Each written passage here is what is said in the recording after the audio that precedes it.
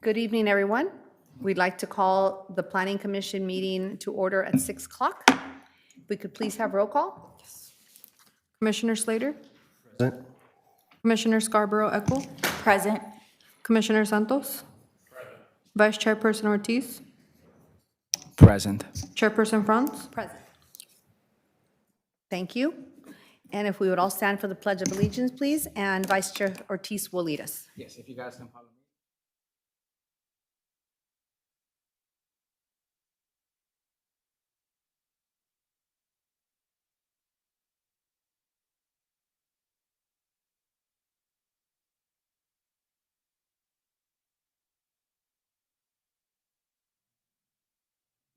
Thank you. We'll go ahead and move on to item number 3, public comment for items not on the agenda. Do we have any? I have none. None? Not even online? No. Okay, excellent. Hearing none, we'll go ahead and close the public comment and move on to item number 4, minutes from the June 24th meeting. I'll make a motion to dispense the formal readings of the June 24th, 2026 minutes as is with minor corrections as needed. A second. Okay, seeing a first and a second, can we please have roll We'll call? do roll call today. Commissioner Slater? Aye. Commissioner Scarborough Eckel? Aye. Commissioner Santos? Aye. Vice Chairperson Ortiz? Aye. Chairperson Franz? Aye. Motion carries. Thank you. Thank you. Okay, we'll go ahead and move on to public hearing items. Item number 5.1, Quinn Cat, if we can have a staff report, please. Absolutely. Good evening, everyone. I'm going to be presenting the QuinCat Master Sign Plan, case file plan-PRD-26-0026. The project is located north of Indio Boulevard at the intersection of Jefferson and Indio Boulevard, south of the Interstate 10.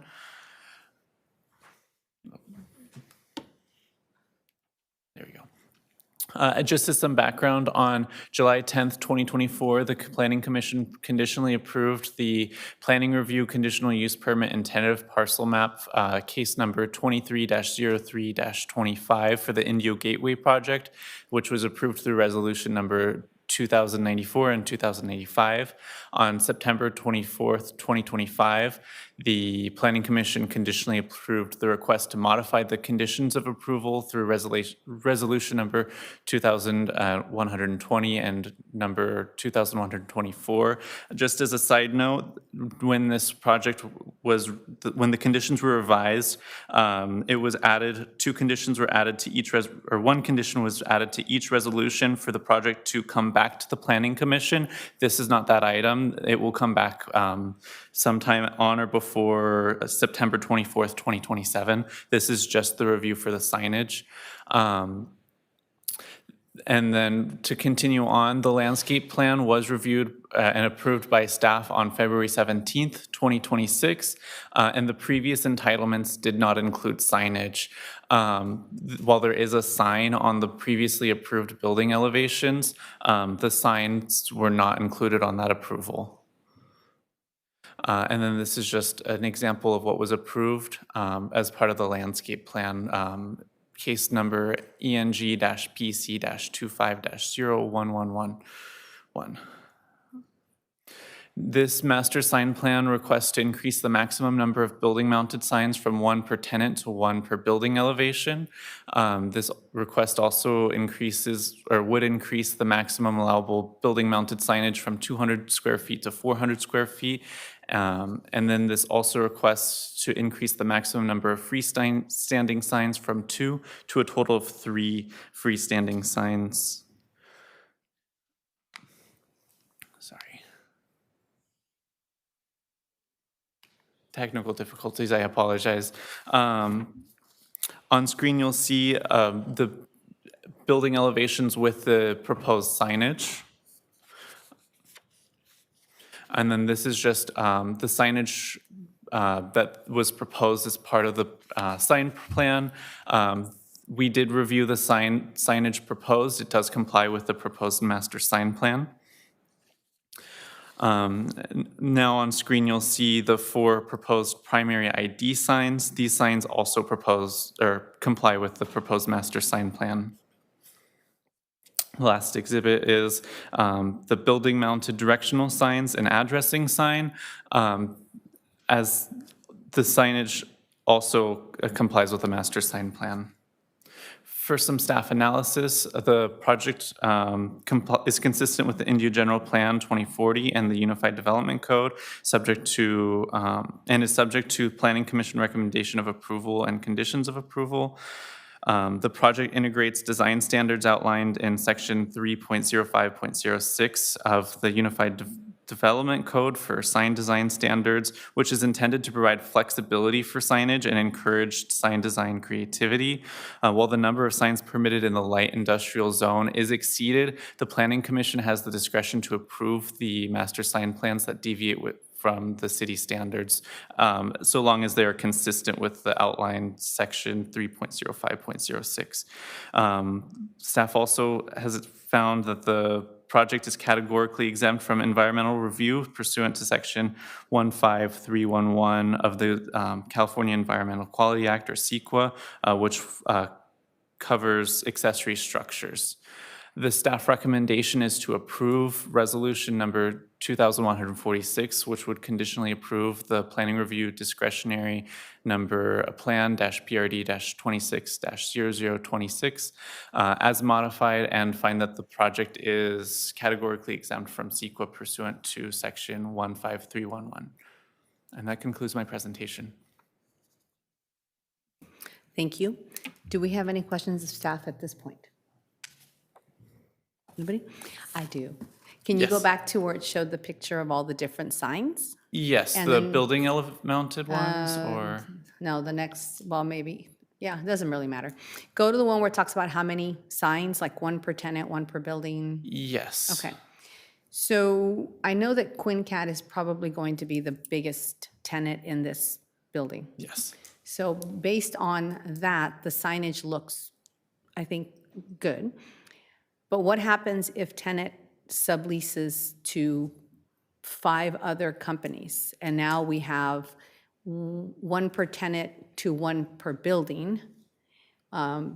So are they going to be able to have 5 tenant signs on that building? That's what I'm No. worried about. So there, as part of the sign plan, there was a maximum limit established for the number of signage. So while they could amend the signage to have other tenants, they would still be limited to a maximum of 400 square feet. And then the conditions of approval set a maximum of 1 sign per building elevation. So they would have to just integrate it into 1 bigger sign. Okay, so it could be 1 sign with QuinCat and then another tenant and another tenant and another tenant, but it's not like 6 different signs all over the buildings. Correct. Just wanted to clarify.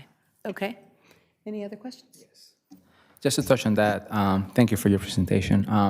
If that would be the case for like one big sign, will they have to come back to Planning Commission, or they just let you guys know that's how this is going to look like, or they don't even have to do that? Or how is the approval process if that will be the case? Any future signage would be reviewed to this master sign plan, but any request to modify the master sign plan would come back to the to the Planning Commission. So as long as it's compliant with the plan, they're good to go.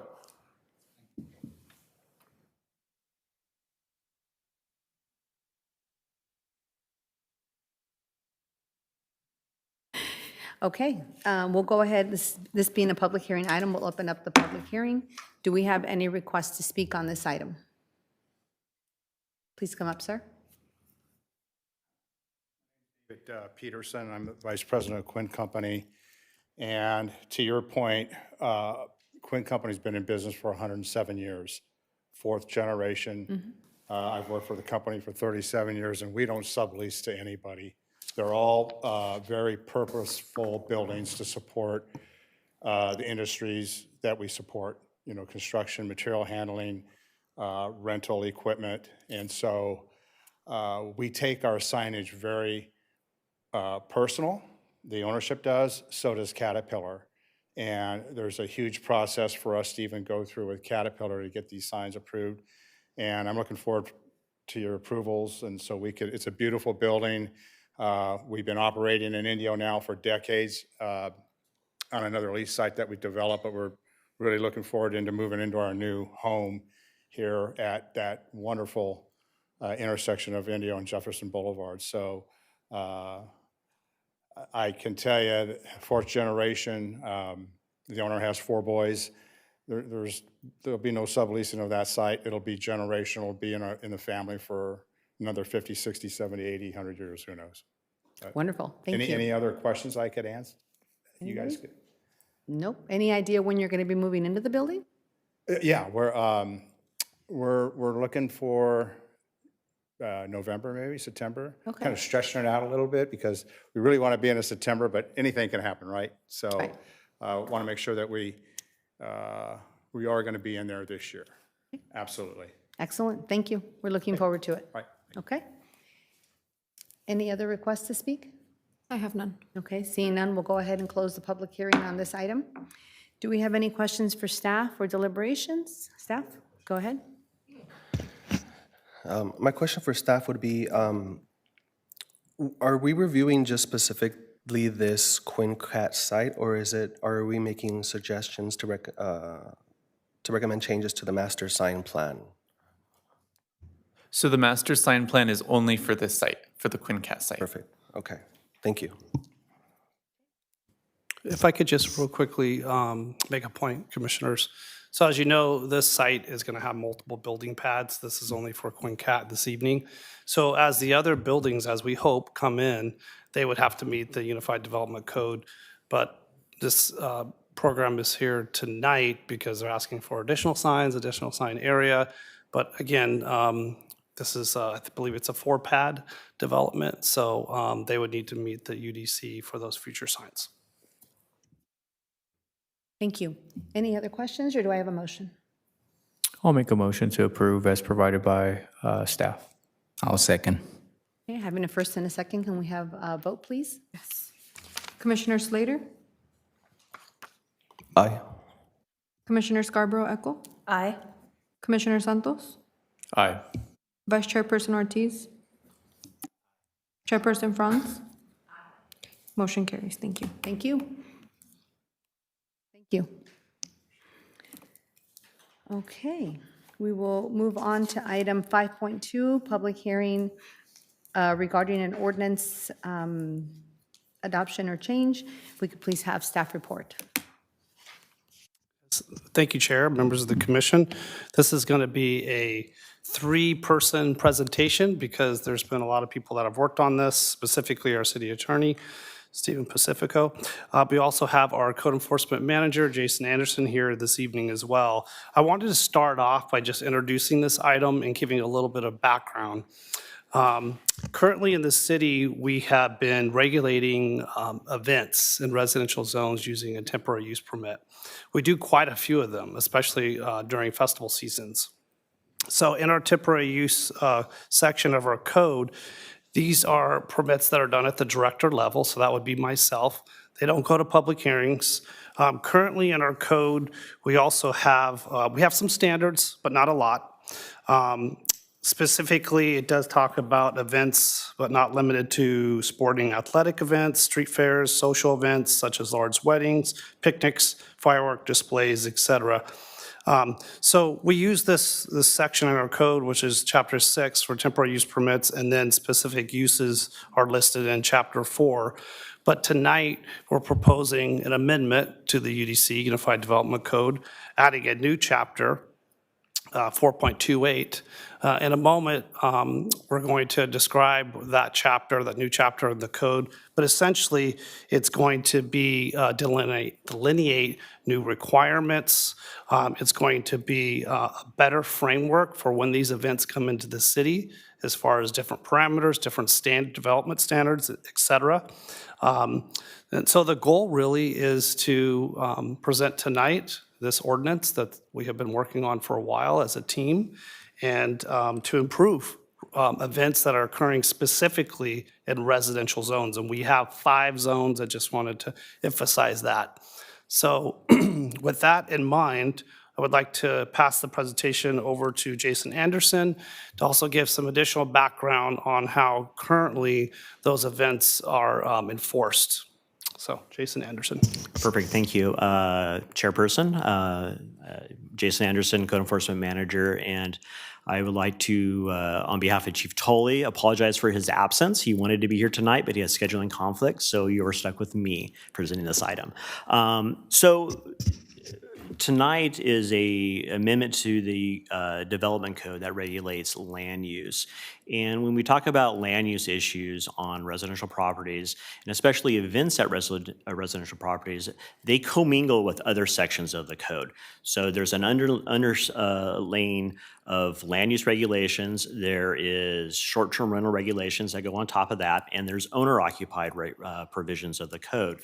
And the challenge really comes down to is what it gets applied when there's an event at a residential property and that event becomes a public nuisance. I can tell you some real-world examples. One of those is if there's an event on a property, and let's say that event is a wedding and it's the people that live at the property, there's one set of regulations that apply, the city noise regulation, and really no land use regulations. Let's take it a step further. At a short-term rental, there's a separate set of noise regulations that apply and a separate set of regulations that apply to the operation of the short-term rental. And a third set is for these temporary use permits, these temporary events at residential properties, that's a third layer of regulations that apply. And there's some challenges with that. Under the current temporary use permit scheme, the remedy for violations of the permit is revocation. Now let's be practical about that. If there's loud music at a wedding and the wedding's at 1 o'clock in the morning, the remedy is revocation. But it's not immediate revocation, it's revocation after the fact. If there's a violation of the sound ordinance at a TUP, under the current scheme, the maximum fine is laid out in the municipal code of $100. So tonight, we're going to present some areas of the zoning code that's designed to really tighten up the ability to enforce the regulations, to sort of bridge the gap between the three competing ordinances and to come up with a scheme that allows the city and city staff to adequately regulate events that take place at short-term residential properties. Thank you, Chairperson, members of the commission. Stephen Graham Pacifico. I am your city attorney, and I'm happy to be here today to present this item. We've been working on it for quite some time here in the city of Indio. I wanted to sort of follow up on the comments that you've heard from your director and from your code enforcement manager about why we're here, sort of give the context before we dive into the nitty-gritty. I know there's approximately 87 pages of ordinance in front of you. You've had one weekend to look at them. We're probably going to get some really helpful testimony from the public. But what I wanted to make sure the commission was aware of is that the city has been very deliberate with its process in evaluating this particular issue. As the director mentioned, we have an existing regulatory process in place where temporary use permits are issued for these events that are occurring in residential zones. And that has worked up to a point, but there's also been some significant issues. The primary one, and I think you might hear about it tonight, is a feeling of a lack of transparency. Because these are being issued over the counter, there's not a public hearing, there aren't any specific standards that are applicable to this type of use. Both the public, the surrounding residents, as well as the operators who are attempting to put on these events, don't necessarily have clear expectations that are given to them by the city of Indio, what we expect and what we can enforce. And so that was number one. So we did a lot of research. The County of Riverside had implemented a similar ordinance about 1.5 years ago, regulating, they call them ranchitos. That was the way they were looking at it. We analyzed other communities throughout the state of California. The city of Indio, as a city of festivals, is unique in that we have these large festival seasons that occur, and I think that's where a lot of these events sort of circle. But nevertheless, we were able to look at, okay, what are the ways that we can increase transparency, make sure that the expectations are known to both the operators and to the community, and then look at the enforcement side and make sure that we have the enforcement tools that are necessary to ensure that these don't become public nuisances for the community. And to that end, it was not just us sitting around a conference table talking, although there was a fair amount of that. We also did a lot of data gathering. So one of the things that we did recently was we actually hired a third-party sound consultant who went out and took multiple sound readings at these types of events, because that was the primary complaint we were getting at the time, was these are loud, they're keeping me up at night. And what we found when we studied it, and any scientist will tell you that when you observe something, it changes its behavior. So we don't know what it was like when we weren't watching, but we do know what it was like when it was being measured and observed. What we found was that the majority of the noise complaints were actually the majority of the sources of noise that were generating the complaints were actually originating from the unincorporated county area outside of the city. That doesn't mean that we didn't have events that were causing noise or were not in compliance with the city's rules. We had some of those, we found them, and we've taken enforcement steps under our current process to address those.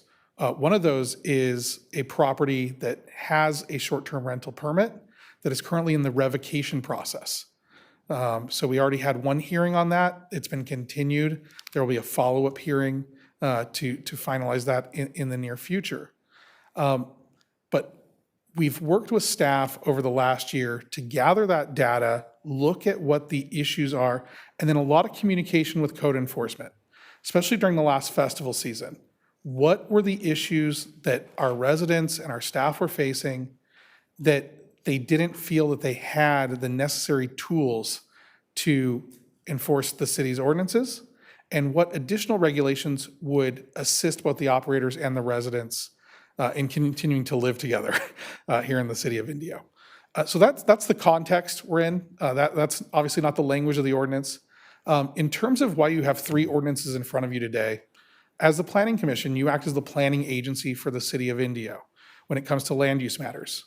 And that means that you give a recommendation and advice on draft ordinances before they come to the city council. So we are not talking about a specific property today. We're not talking about a specific neighborhood today, although I'm sure we might hear about a specific property or a specific neighborhood. We're talking about a citywide regulatory framework where the city council is looking for your thoughts and recommendations. They don't need a red line version of this ordinance from the Planning Commission. That's my job. What I think would be most helpful is if we could identify those areas when you look at the ordinance, you talk with staff, you hear the community, where you think we need to dive a little bit deeper, maybe look at how is an ordinary residential gathering defined? Maybe we should make sure that we're protecting our residents who have family over. Maybe that's a concern you have. There may be other things that you want us to address. Tell us what those are after discussing amongst yourselves and listening to the community and listening to our presentation. We'll take note of that, and we will propose, we'll make sure the council's aware of what your thoughts were as a commission, and we'll propose solutions to those if they want to address those. Additionally, there's only one land use ordinance in front of you. That's the ordinance, the draft ordinance that is adding chapter 4.28 to the Unified Development Code. That is the ordinance which, under our code and under state law, you have the obligation to review and make a recommendation on. So why do I have 2 other ordinances in front of you? I have short-term rentals, which is a business regulatory ordinance that ordinarily is not in the subject matter jurisdiction of the Planning Commission. And I have the city's noise control, which is also a regulatory ordinance. I think as your code enforcement manager stated, the reason for that is because these are designed to operate together in tandem to create a comprehensive framework that addresses the concerns that we've heard from the community, and to ensure that our staff have the tools they need to address those concerns.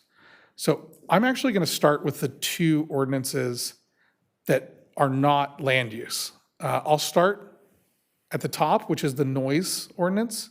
I'll move on to the revisions to short-term rentals, and then we'll get into the new ordinance, if that's okay. I'll stop after each ordinance and ask for questions. That way you don't have to remember all the way till the end, if that's okay, Chairperson. And we'll just sort of take it away. So we start with noise. The city already has a noise ordinance. And what you have in front of you is, for the most part, the existing noise ordinance of the city. We made some changes that do not relate to the issue at hand, but I'll still highlight them because I think they are interesting. We removed certain references to sound vehicles, and the reason for that is it's preempted under state law at this point. The city used to regulate sound vehicles, it no longer does. The issue that we have been receiving on the noise side generally has been landscaping equipment. Personally, my neighbor starts doing their landscaping at 7 o'clock on a Saturday, which I find to be inconvenient, but they find to be very convenient because they get done before it gets hot outside. And so this has been one of those areas where I think there's different schools of thought. We've attempted to address it in your ordinance. And we've addressed it from both, I think, the ordinary residential position on powered landscaping equipment, but also on the sort of industrial side, golf courses, schools, things like that. We've expanded it. It used to just be leaf blowers that were prohibited under the noise ordinance. We've expanded it to all powered landscaping equipment, both gas-powered and electric, weed eaters, lawnmowers, leaf blowers. When we had a workshop in front of the city council, one of the comments from the city council was, okay, but it gets really hot here in Indio, as evidenced today. And so we need to have some flexibility for people who work in this industry to start earlier on days when it's getting hotter, because it's frankly a work safety issue if we're forcing people to wait until 7 or 8 in the morning to get started. And so you'll see that there are changes on the time when you start based on daylight savings time. This is on page 117 of your packet, by the way, F2. As well as annual early morning heat waiver process that mirrors other existing processes in the city. So if there is a need for that, there is a pathway for people to follow. The other significant change that relates to the conversation today relates to increased flexibility and enforcement tools available to code enforcement on the noise side. Under the current regulatory structure that we have, code enforcement typically is required to give a notice and warning to a property of a violation before they can proceed to enforcement. And what that means is we have properties that are operating as noise nuisances, and it makes it really challenging for code enforcement to deal with that problem in the moment. If your neighbor is blasting amplified sound at 1 in the morning, I think we're all for due process, but I think most people expect that code enforcement would have the ability or the tools to address that issue that evening.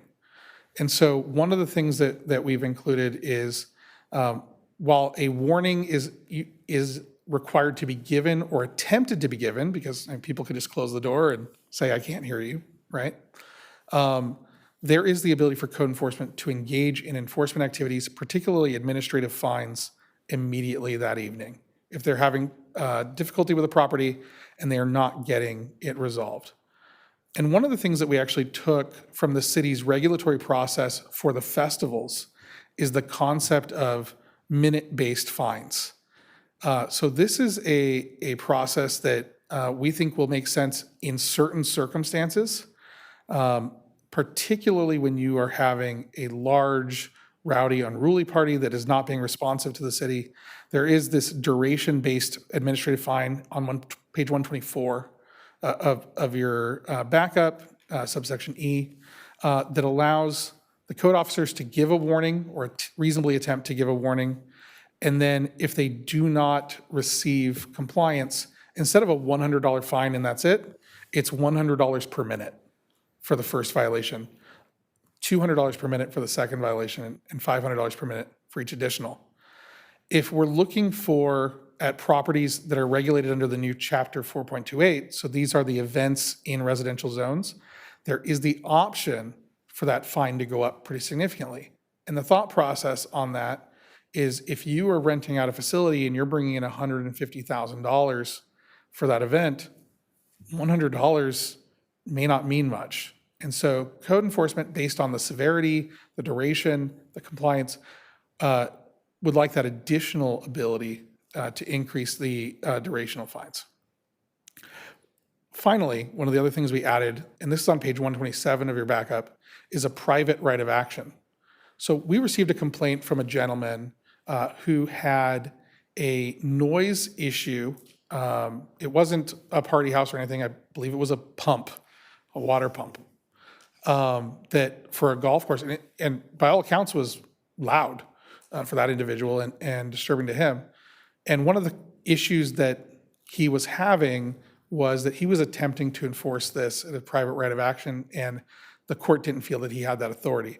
So we have added, if an individual is having difficulty with a neighbor regarding noise, they have the ability under our code to bring their own case after they've attempted to solve it. There's a whole process here.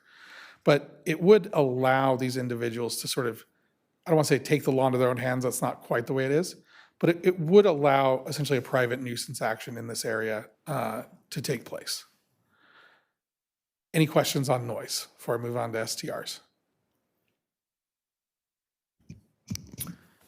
Got one. Has code enforcement or council thought of using a ordinance similar to Section 847 of the Riverside County, where it gives code enforcement or the police department, when it comes down to, hey, gave you a warning, gave you a $100 administrative citation, it continues, to be able to have council get woken up in the middle of the night, write an administrative warrant to seize that equipment? Has that been?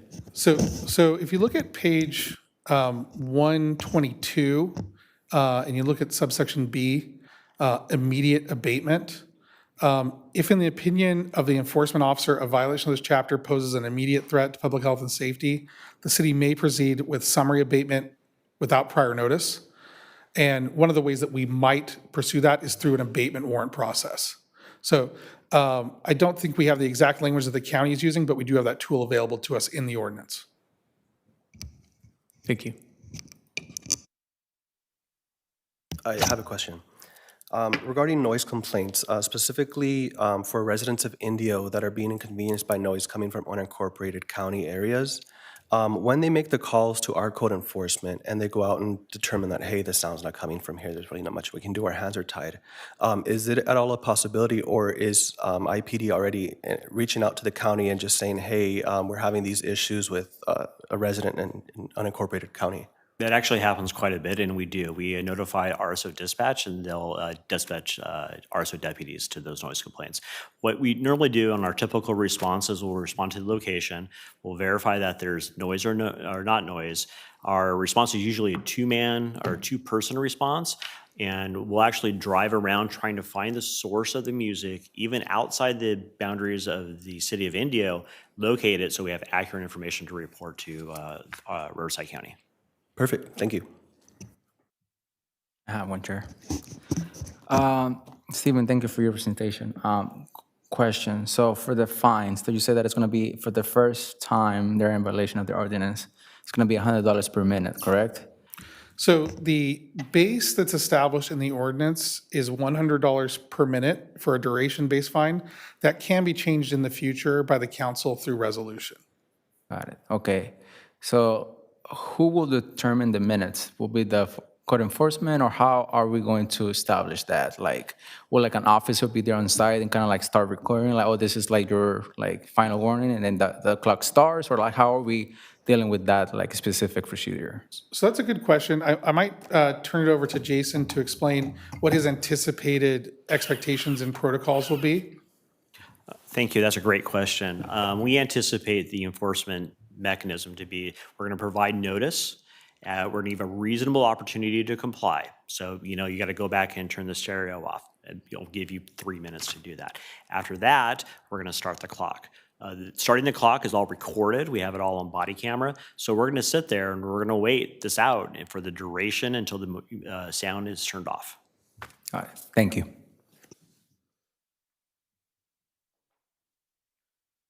Okay, I will proceed with the short-term rental updates.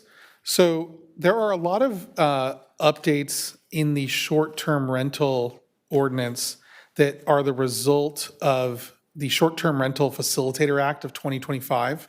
So this was a state law that was implemented that addressed a regulatory loophole under California law where short-term rentals were capable of being regulated by local agencies like the City of Indio, but when we attempted to get documentation from Airbnb, VRBO, they would claim they were exempt under various state laws related to utility regulation and internet regulation. So the California legislature fixed that. So effective January 1st, the cities have the ability to adopt implementing ordinances like we have here that require greater cooperation in providing documentation to the city. So it doesn't necessarily relate to the events in residential zones, but I did want to highlight that this is dramatically going to increase the ability of both code enforcement and the finance department on the revenue generating and tax generating side to get the documentation we need to go after unpermitted and improperly operating short-term rentals in the city of Indio. Beyond those updates, what we sought to do with the changes to the short-term rental ordinance was to close, I don't want to call it a loophole, I want to call it an unanticipated side effect of the city's original short-term rental ordinance, which was it had a maximum daytime occupancy that was being utilized by some operators to not really operate as a short-term rental. And by that, what I mean is basically a domicile, a residential use, a transient residential use, a mini hotel. Right? That's what an Airbnb is supposed to be. It's a place to sleep and to live temporarily. And instead of using it in that way, it was being utilized as essentially a rental for a party house or rent my pool, things like that. And so we clarified that. So you'll see a lot of additional definitions, including things like party houses. You'll see restrictions on noise, outdoor activities. And the reason for that is we are splitting those two activities up. The transient occupancy, the hotel lodging type use, from the event assembly gathering. And that's going into the new chapter 4.28. So if you were to think of an Airbnb like a hotel, there are lots of hotels that are just hotels. There are also hotels that have a convention center attached to it. Those are two separate things under our new regulatory framework, okay? They're not the same. So those are the major changes to the short-term rental ordinance. And the final item that we added was easier enforcement through the administrative hearing officer process. That was a request that we received from staff.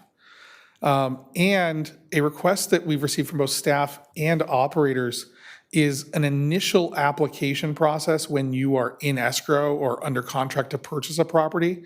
As it stands now, and Jason can jump in here because he actually implements this, in order to apply for a new short-term rental permit, you have to be the owner of the property, which means you can't apply while you are in escrow. Or maybe you can, but we can't schedule the inspections or things like that. This allows someone to get the paperwork into the city while they're still in the process of purchasing so that we don't have this gap in coverage where someone is purchasing a property, it has existing short-term rental reservations on it, and now we have potentially reservations that are not operating under a permit in a property that hasn't been inspected. So those are the major changes to short-term rental, narrowing it down to be just that lodging use, upgrading it to comply with the new state laws regarding data sharing that they need to provide, and then enhanced enforcement and transition processes. Any questions on those? I have a question.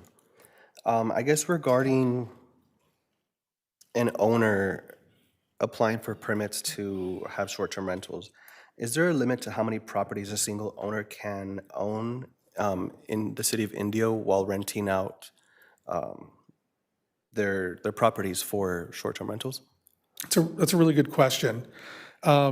Many communities have explored the idea of a sort of investor-type regulation where you go from individuals who are maybe this is their second home or maybe it's their primary home, and they get out of town during the festivals, they make some extra money, versus someone who comes in and lives far away, buys 20 properties, builds a whole community maybe, and rents it all out as short-term rentals.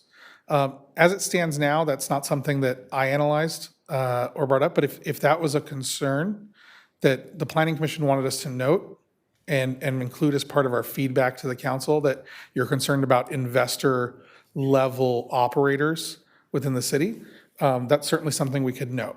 Yeah, I do have a concern regarding that because obviously, as a homeowner, if you want to get out of town and rent your property for festival season, like I would encourage them to do so if that's what they want to do. But one of my concerns is having individuals who have the financial capital to come in and buy those 10 homes and just, I guess, it be more of an investment property as opposed to an actual place that they inhabit. I know some people have like 2 or 3 homes in the valley. I'm not saying those people specifically, but as you gave an example, that sometimes there are individuals that own 10 plus homes. And like at what point, I guess, would allowing those types of individuals to utilize this permitting be a disservice to residents of Indio that may want to rent out their properties so they're not in competition with? So I can tell you that the research that we had done is there are some communities that are sort of year-round kind of destinations where the investor-level purchasing of properties to use as short-term rentals is believed to have caused a tightening of the rental market. So instead of renting out your house to residents who are going to live there long-term, you are doing it as a short-term rental. And that means there are fewer places to rent, which gives fewer housing options to residents within your community. That isn't something we've explored in depth here, but it's certainly something, if you want, like I said, if you want to give, I'm sure that we can bring that to the council. And if that's something they'd want us to explore further, what is the effect and whether it's something we should look at regulating, we can bring that to them and they can give us direction on it. Okay, thank you. I guess would any other commissioners be interested in that? I'll actually would like to see the city or council actually explore those options that he mentioned, so. Same here. Okay, we can include that as part of the recommendation from the Planning Commission that be looked at for future revisions. Yeah, I guess when issuing these permits and if there's a way to figure out how many properties this individual owns, I guess just setting a limit as to or a number so we can differentiate between an actual resident of Indio and an investor property. Right. So I can tell you on that, some communities have implemented a regulation that defines the allowable operator of a short-term rental as someone who is an owner-occupier. And so the property is primarily used as their residence, and they occasionally rent it out. What we have found is that dramatically, that has a severe hindering on the short-term rental market. For the city of Indio, particularly, short-term rentals provide an incredibly important source of additional transient lodging, especially during the large festivals. The primary we had a very wonderful presentation a few months ago on the economic impact of the visitor economy to the city of Indio and how it pays for a lot of the services, public safety, fire, parks, roads, these things that the city enjoys, and how a lot of that is the result of this visitor economy a big part of that is transient occupancy tax. If the city didn't have the available short-term rental inventory during the festivals, folks who came to go to the festivals would stay in other communities at hotels that those communities have or short-term rentals that they allow to operate. And what that would mean is the city of Indio is hosting an event and bearing the primary impacts of the event, but yielding the benefits to other communities. So I think when you look at, how do you want to regulate the short-term rental market, I think that there's probably a lot of discussion you'd want to have about a year-round investment kind of operation that basically takes a house off the market, and one which is allowing us to have that surplus inventory during those surge periods, which are incredibly important to our visitors and to the city. Okay, thank you for explaining that. But yeah, I wasn't privy to, I guess, the mentioned, discussed economic benefits of allowing that amount of short-term rentals in the city of Indio. Obviously, I don't want to recommend any policy changes that may be detrimental to us and not providing the best we can to our residents, but But I think it's worth talking about, and we've had that conversation at the city council level on at least one occasion. There is one development called the Bravo Collection that has a development agreement where they collect an additional fee from every person they rent to that goes to the city with the intent to use it for housing programs, like first-time home buyer assistance. Because it was recognized that in building these houses, which are going to be used exclusively for short-term rentals, we were denying that land to be used for long-term housing for our residents, right? And so that's a conversation the council has had, and I think it's certainly something we can look at further in the future. And we'll certainly bring it to their attention that this was something that was brought up. okay, thank you. Yes, I just want to, if you allow me, share, just on a specific subject. I think it would be good to have those conversations, just not probably completely banning the STRs, but maybe having some more data about how many investors do we have here in the city of Indio that kind of you mentioned that takes that house out of the market instead of actually not having the surplus during the festivals that obviously, I guess, as you mentioned, we use that TOT, that money to pay for other services. Certainly. And then I'll work with staff. The presentation that was given regarding the economic impacts of the visitor economy and specifically the revenues that are provided to the city of Indio for all those services that we enjoy was a public presentation. It was given at a city council meeting. We'll see if we can get a copy of that video and presentation, send it to the planning commission, and something you could review, because I know generally how these things work, and even I found the particulars and the numbers just absolutely fascinating for not just Indio, but for the whole valley.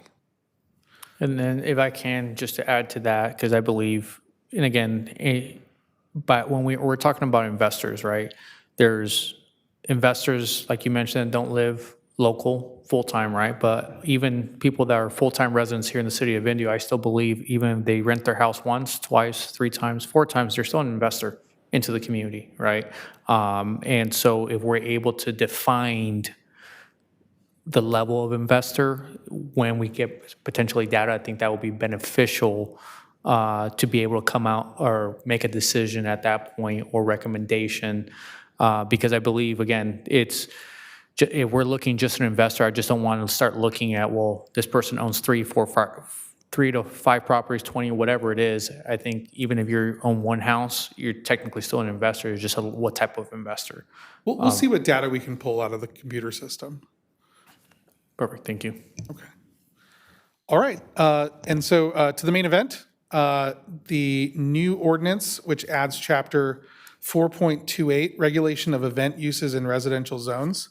So while on the other ones I went through and gave kind of a high level and talked about the changes, I'm going to walk through this one fairly comprehensively. The definitions, I think, are important. In particular, if we're looking at page 93 of 160, the definitions of ordinary residential gathering and the definition of regulated residential event, I think, are both important. Some of the feedback that I've received has been on the question of who needs a permit, right?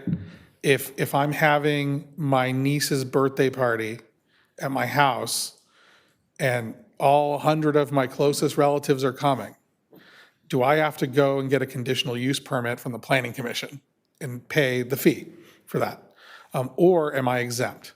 And so I think that that's one of those areas where feedback from the community and from the commission would be particularly valuable.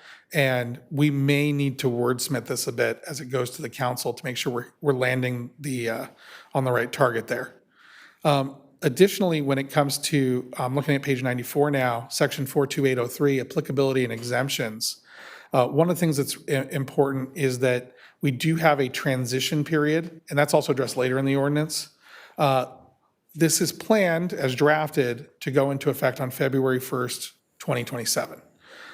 We want to give enough time for the ordinance to go from the Planning Commission tonight to the City Council. The City Council is very eager, after getting a lot of community feedback at some town hall meetings, to get this to them so they can get moving on this as soon as possible. Give time for the ordinance to go into effect. We have to do a first reading and a second reading, and then 30 days. So there's some time there. And then we have to have an opportunity for people to make applications and for hearings to be scheduled and for permits to be issued. So February 1st sounds a long ways away, right here in July. But when you look at how long it takes to implement the ordinance and to get applications and hearings, it's just around the corner. We do think it's important that this process be in place before the next festival season, with enough time that hopefully it will go smoothly and we're not holding hearings 2 weeks before a major festival.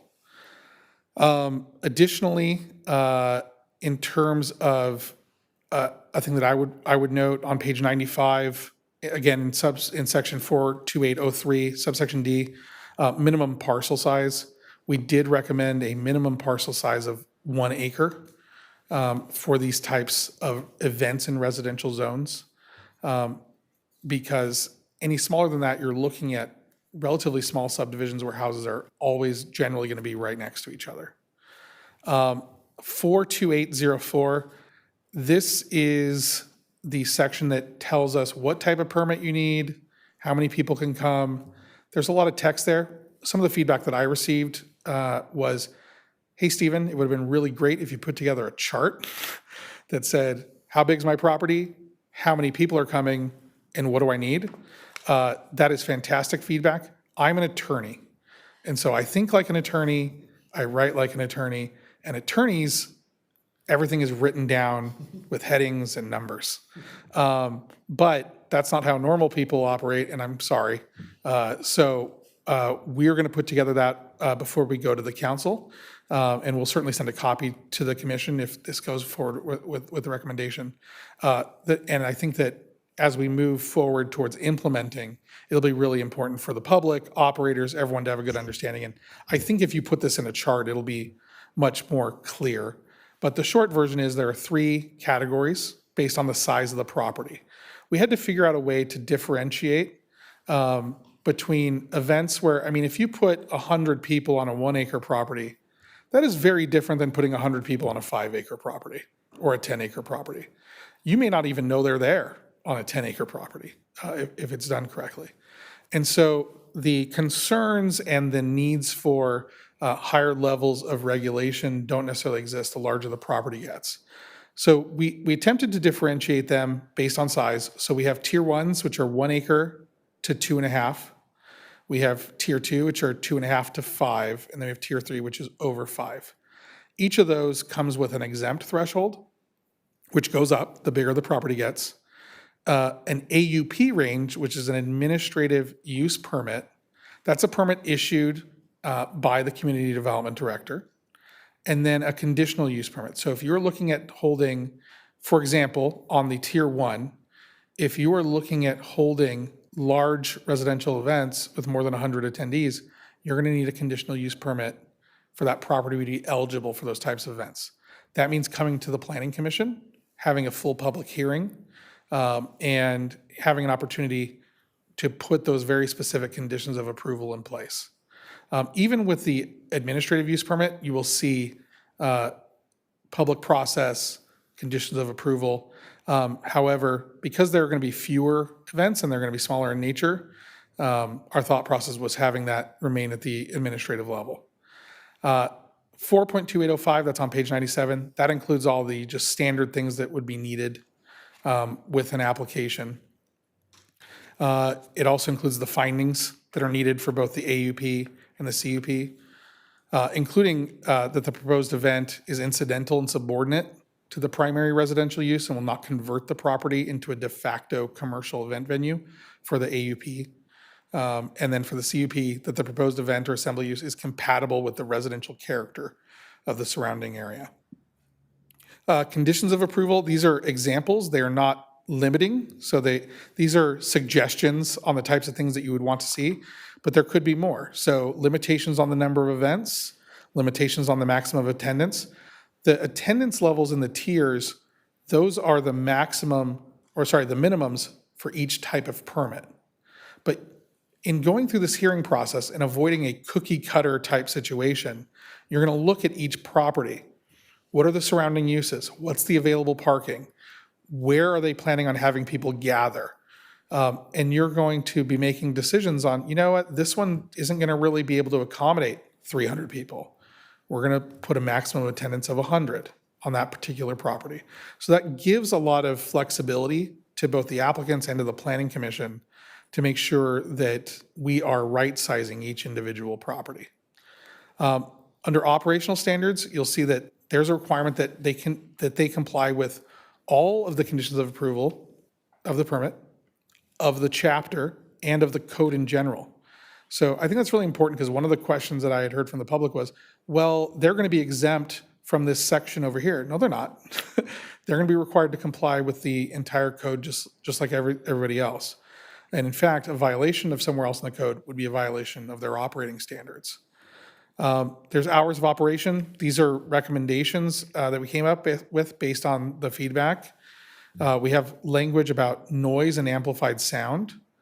One of the items that came up was a question regarding sanitation conditions. Specifically, what do we do with properties that are on septic? On page 102, subsection F1, it does have a requirement that all events shall maintain adequate emergency access, fire safety, and sanitation conditions, including the provision of restrooms and waste disposal as required by this code and any conditions of approval. My expectation would be if you're looking at a property that is on a septic system that is planning on having a significant number of event attendees permitted, that the Planning Commission, the Community Development Director, will look at that during the review process and require temporary restrooms during those facilities because septic systems during plan check are sized typically based on the number of bedrooms that you see. And the Community Development Director has more information on that if necessary. In terms of enforcement, we looked at a few different things. So one of them is we're looking at an annual review process where the Community Development Director is going to look at these, look at the complaints that are coming in, look on any violations, technical, any fines that have been paid, and making a determination on an annual basis whether there should be some corrective action.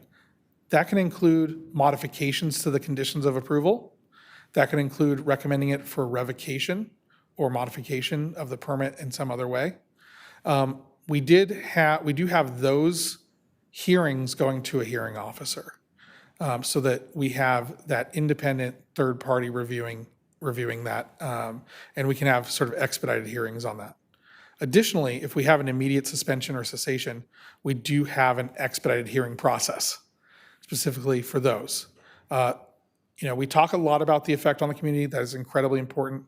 We are also talking about people who own property and have put a lot of money into operating these. And so we want to make sure that their due process rights are protected as well. And so having the ability to have that expedited hearing means that if they're cleared, that they're not out of business for very long. Lastly, we do have that transition that I talked about earlier on page 109. It explicitly authorizes the TUPs to continue to be used during the interim period, but after February 1st, 2027, anyone operating would need to comply with the permitting requirements of the ordinance. That is the ordinance in a nutshell. Happy to answer any questions you may have about that. Thank you. Questions? Questions? Thank you, Stephen. That was pretty informative. Question. And I think this is going to be for Brian. Brian, I was looking at the requirements for like if we have to, if they need that permit, like I was looking at the requirements and they're like pretty extensive. Like there are like a lot of them, a lot of things that they have to comply. Let's say that an applicant, completes everything, all the checklists, and then they want a hearing with the planning commission. How long will that take? Yeah, it's a good question. As long as the application is complete and we have all the information, I could say confidently that we could probably get it to a hearing within 2 to 3 months. I say that because there's a process that kind of happens behind the scene, and that's the review from other departments. So fire, PD chimes in, engineering, building and safety, of course, the planning division. So that's our opportunity to have the application reviewed by a variety of departments, put together the conditions of approval. That may not just be what we've explained tonight. There may be additional conditions of approval. For example, maybe this site that applied for a CUP or an admin CUP has some past problems. Well, now that's going to be an opportunity to address those problems with new conditions of approval. So, but I think 2 to 3 months is pretty good. Now, depending on the site and the complexity of it, it could be longer. Okay, and thank you. And my next question is, so let's say that this applicant has like 2 or 3 events lined up. Can they do this, the same permits at the same hearing, or they have to be different hearings at different dates? So this permit would run with the land, and so they would describe the events that they want to have, the number of events, obviously based on the requirements that we presented tonight. And it's kind of like basically capture everything. So if they go outside that description that's in their permit, then they'd have to either come back and amend their permit, or they'd have to apply for a new permit. I would like to add something to that. On 42804 subsection E, which is on page 97 of your backup, it does specifically authorize the director to process any other discretionary permit that is required concurrently with the AUP or CUP. That's standard practice, but we did explicitly put that language in there for the director. Awesome. Thank you. So question, hypothetically speaking, let's say Joe Schmo, John Doe, whoever it is, owns 3 parcels right next to each other. One parcel is 1 acre, another parcel is 2.5 acres, another parcel is 5 acres. How are we going to deal with those particular CUPs if they're basically all combined? There's just 2 or 3 different parcels. So the definition of property under the code, and that's page 93, is a legal parcel of record located in a residential zone, including the dwelling unit and associated yards, patios, and surrounding. So if you're talking about 3 separate legal parcels, each one would need its own independent permit to operate. The concern I had doing it a different way was that you may have someone attempt to evade the permitting process by essentially splitting their parcels up. But this would operate like any other CUP that the city has, which means it is tied to a piece of land, and that land is a defined legal parcel. So again, hypothetically speaking, let's say these 3 parcels are basically open space with only one of those having a structure, but these events are occurring at the corner of all 3. So when they make the application, they would need to identify the property that is permitted to operate the events in the residential zone.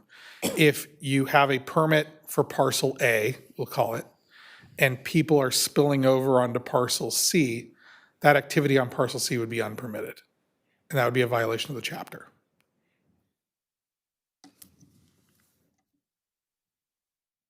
Hypothetically. Hypothetically.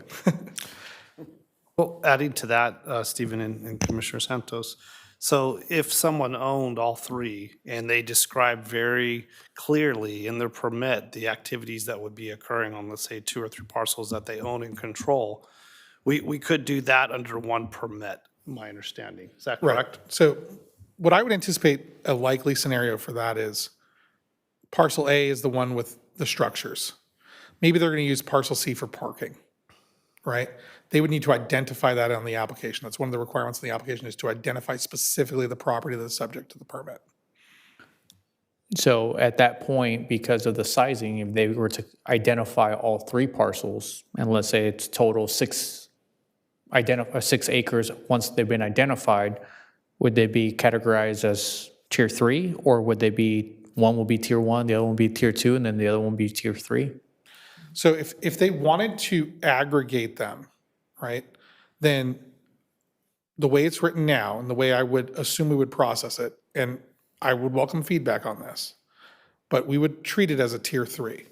But there would be a condition that they can't later sell part of that property. Does that make sense? If they then split it up, split ownership, then it no longer would qualify for use under that permit. And we see this happen with other land uses within the city, so it's not unique to this particular use. We do have other types of uses that do have multiple parcels. Yeah. And then my last question is, I understand that this makes it not a cookie cutter, where it kind of makes it depending on the location. But at the same time, you have, and I'll use the example of Desert Estates type of lots. You have, let me see, which one's the other one? You got suburb neighborhood low, Desert Estate transitions, and I think it's kind of very unique where you have, what we're talking about, you might have a Desert Estate transition home or property, and within 25 yards of your wall, you have a backing of a suburb neighborhood high, and putting potentially setbacks that, hey, if it lands within those things, having those setbacks, because if I'm at the driveway and I don't hear anything, but if I go to whoever's calling, reference these noise complaints or whatever it is, this nuisance, and I'll walk into their backyard and it's completely outraging, and I can see why neighbors are calling in. I think there should be something within this recommendation of this ordinance to be addressed, at least as a guide, and not leave it open-ended. So, one of the reasons why we have the permitting process the way it is to allow for the planning commission or the director to address all those potential variations based on what's actually in front of us. That being said, if one of the recommendations from the planning commission was setbacks on the event activities a certain distance from a parcel edge that contains a residential structure or from a residential structure itself, that's certainly something we can include in the recommendations to the city council. Yeah, I think it would be more, I think my request would be probably based off of having certain setbacks based off of density units potentially might be a better way to kind of look at it. Because again, you may have future development, you may have current development, and I think that might be a different way, because again, every neighborhood within our city is different, and that's why we have these different zoning locations. And as we have developing stuff that used to be desert estates are now becoming suburb neighborhood high or low, and so it makes it very unique, particularly to the south portion of our city. So. Commissioner Santos, the way I see it is if you have larger lots next to, say, a more dense area, those larger lots that may be having those events, you'd want to increase setbacks from the denser areas, the denser neighborhoods. Is that correct? Correct. Okay. Yeah, so setbacks for denser housing zones is one of the notes I have.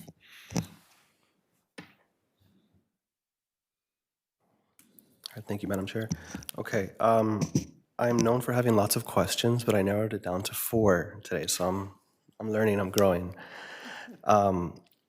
hypothetically, like, let's just say if a resident had a 1 acre or 2 acre lot and they wanted to hire a DJ or mariachi or anything considered live entertainment, under the proposed ordinances, would it automatically make this type of event a regulated event that would need some sort of permitting?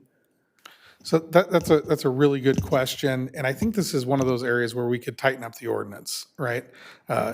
No ego on the draft. I think based on the feedback that I received, if we look at the definition of regulated residential event, one of the things we say is that meets one or more of the following. And then one of those sections is involves the use of professional or commercially hired entertainment services, live band, amplified theatrical dance, regardless of admission. And so, for example, if you were to hire a band to come to your family event, that could trigger the regulated residential event definition. And I don't think that that's likely the intention of the commission or of the council. And so I think looking at that definition and making sure that we are meeting the community where it is when it's having their own private residential events, I think that particular subsection 4 probably needs to be either removed or it needs to be restated so that we're not inadvertently roping in family events. Okay, thank you. I guess that would be one of my concerns. Like, let's say if a grandparents own a large lot and they want to have 2 quinceañeras for their grandchildren, like that are spread out throughout the year, I wouldn't want to impact any potential family events or graduations. However, if, like, let's just say this lot, as you guys mentioned, is having frequent events or large events where they're constantly having these types of parties, then obviously I would want them to follow the proper channels, but I wouldn't want to inconvenience anyone that's just having, like you mentioned, 100 family members over. Yeah. Okay, thank you. So you mentioned that's something that can be tightened up. That could be. So I've got that note, regulated residential event, subsection 4. We need to likely revise that language when we bring it to the council. And we'll let them know the specific concerns of the commission. I see a lot of heads nodding. I'm assuming that's by consensus. That is a concern that's shared by the commission. Thank you.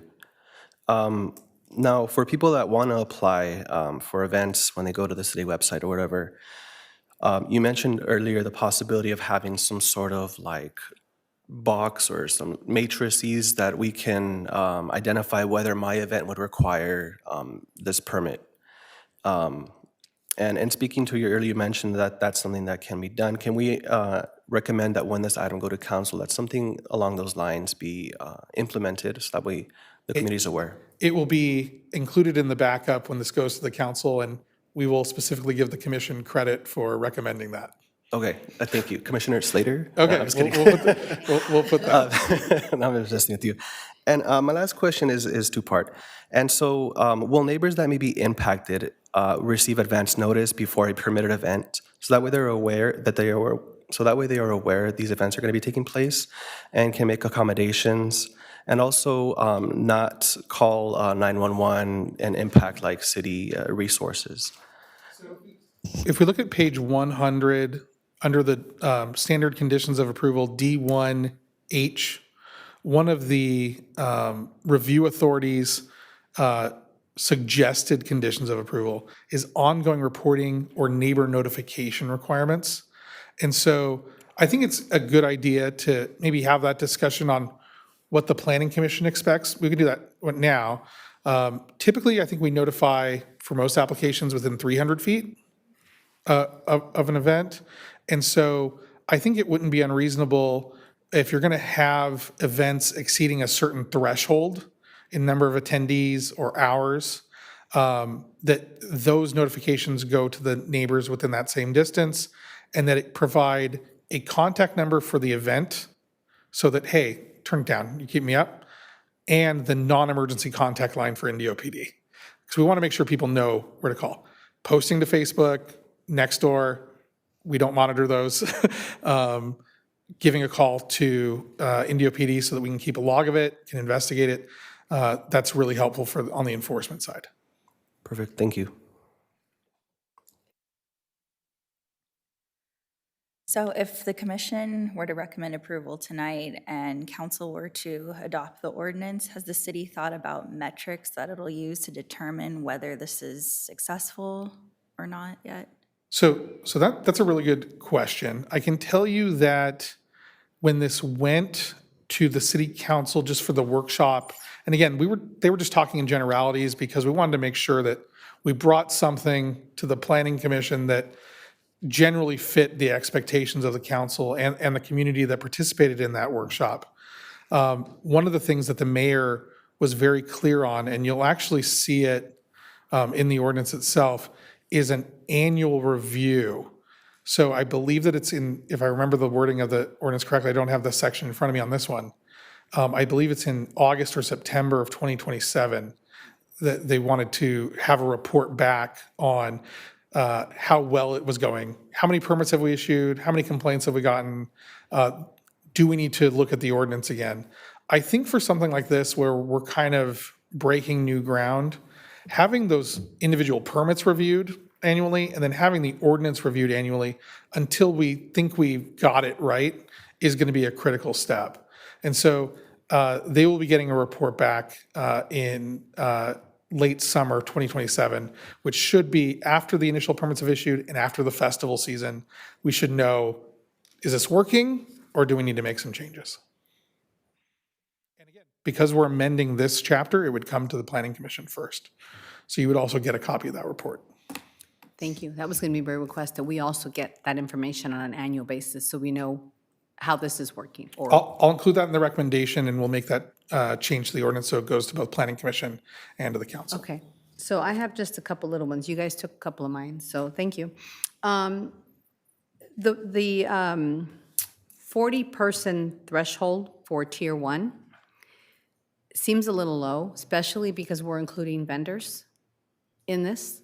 So if you're looking at, you could have dinner for 20 of your closest friends, they're couples, you're already at 40. Then you're talking about serve staff, chef, all these people are going to count. Is there a particular reason we use 40? 40 was the previous exempt threshold under the STR ordinance. So I used that number because that seemed like a number that someone made a policy decision on previously. So that's the way we used to do it, which I know is not a great answer, but I had to pick a number. Happy to receive feedback on that if you feel like it's too low. I do think it's a little low. I wouldn't go much higher, maybe like 50, especially because we're including vendor providers, the service staff, more than anything else. If it was just guest numbers, I think it'd be fine at 40. But we also have the people that are going to be, taking care of the event. So that was one thing, that was easy, that I would be interested in. My other question is on the time. I did notice that on Friday and Saturday, the event ends at 11 p.m., right? Is there some reason why, for most of my life, when you go to a party, parties end at midnight? That's kind of like the stragglers are there till about midnight, and then hopefully you're trying to shoo them out of your house, right, by midnight. Any reason why that was not done as midnight, just for Friday and Saturday, not weeknights? I think it's because I was the one drafting the ordinance and I go to bed really, really early. Go to bed at 9? Yeah, me too. And so 11 o'clock, that sounds terrible to me. But I think you're right. And I think one of the things that, we didn't get specific feedback on that issue when we were at the council workshop, but one of the things I did hear from the council was a desire for consistency Right. Across the city. And so what time do our festivals need to end under the DA? Is it midnight? Depends on the day.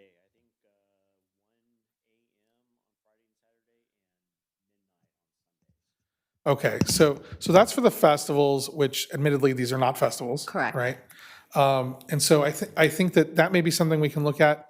One of the things we did talk about, but as you saw with the matrix on Tier 1, Tier 3, at some point it gets kind of confusing. Yeah. One of the things we did talk about is, should we have a little bit of flexibility during festival season on some of these things? That's when you have a lot of desire for events. And I also think that the city is a little bit more flexible during festival season than they are maybe the rest of the year.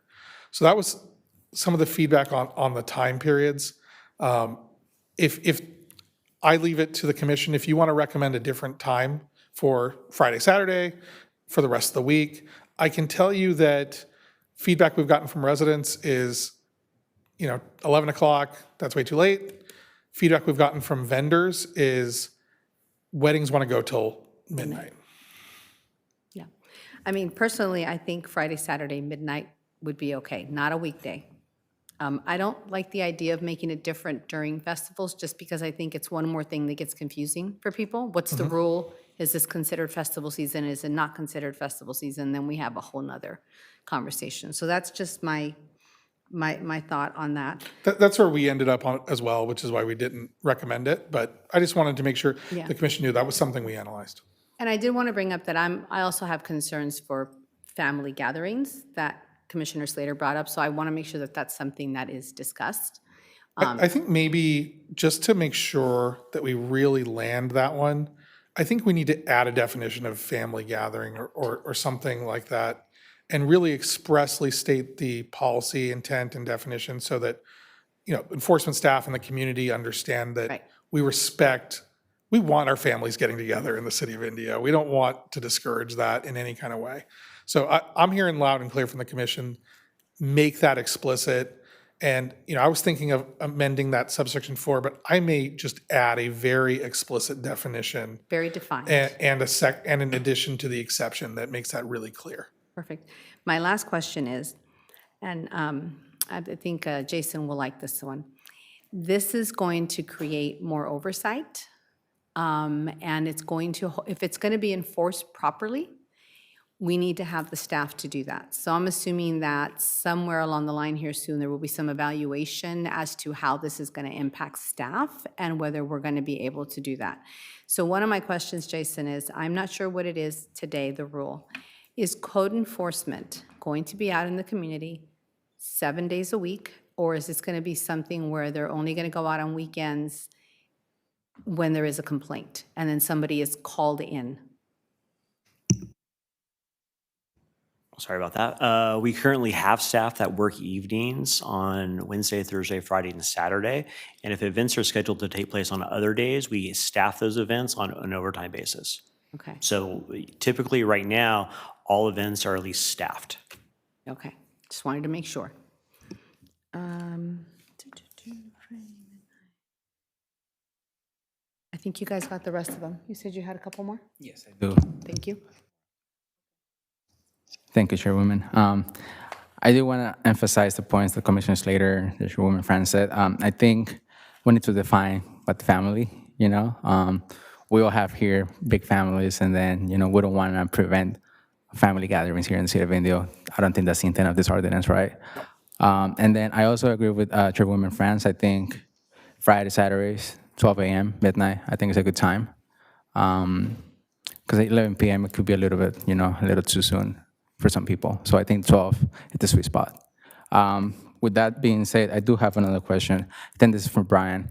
Brian, the applicants or the people that have a development agreement, are they protected from this ordinance, or are they have to still go through the same rules?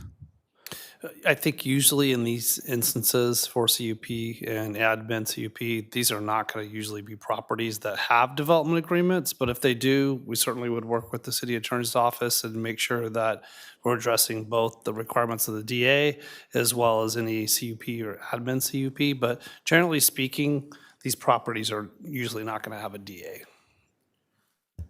There's one DA that I'm aware of that could be implicated. I've analyzed that already. The language that I put in there when we drafted it subjects it to generally applicable changes in the STR regulations, while still preserving their ability to maintain STRs.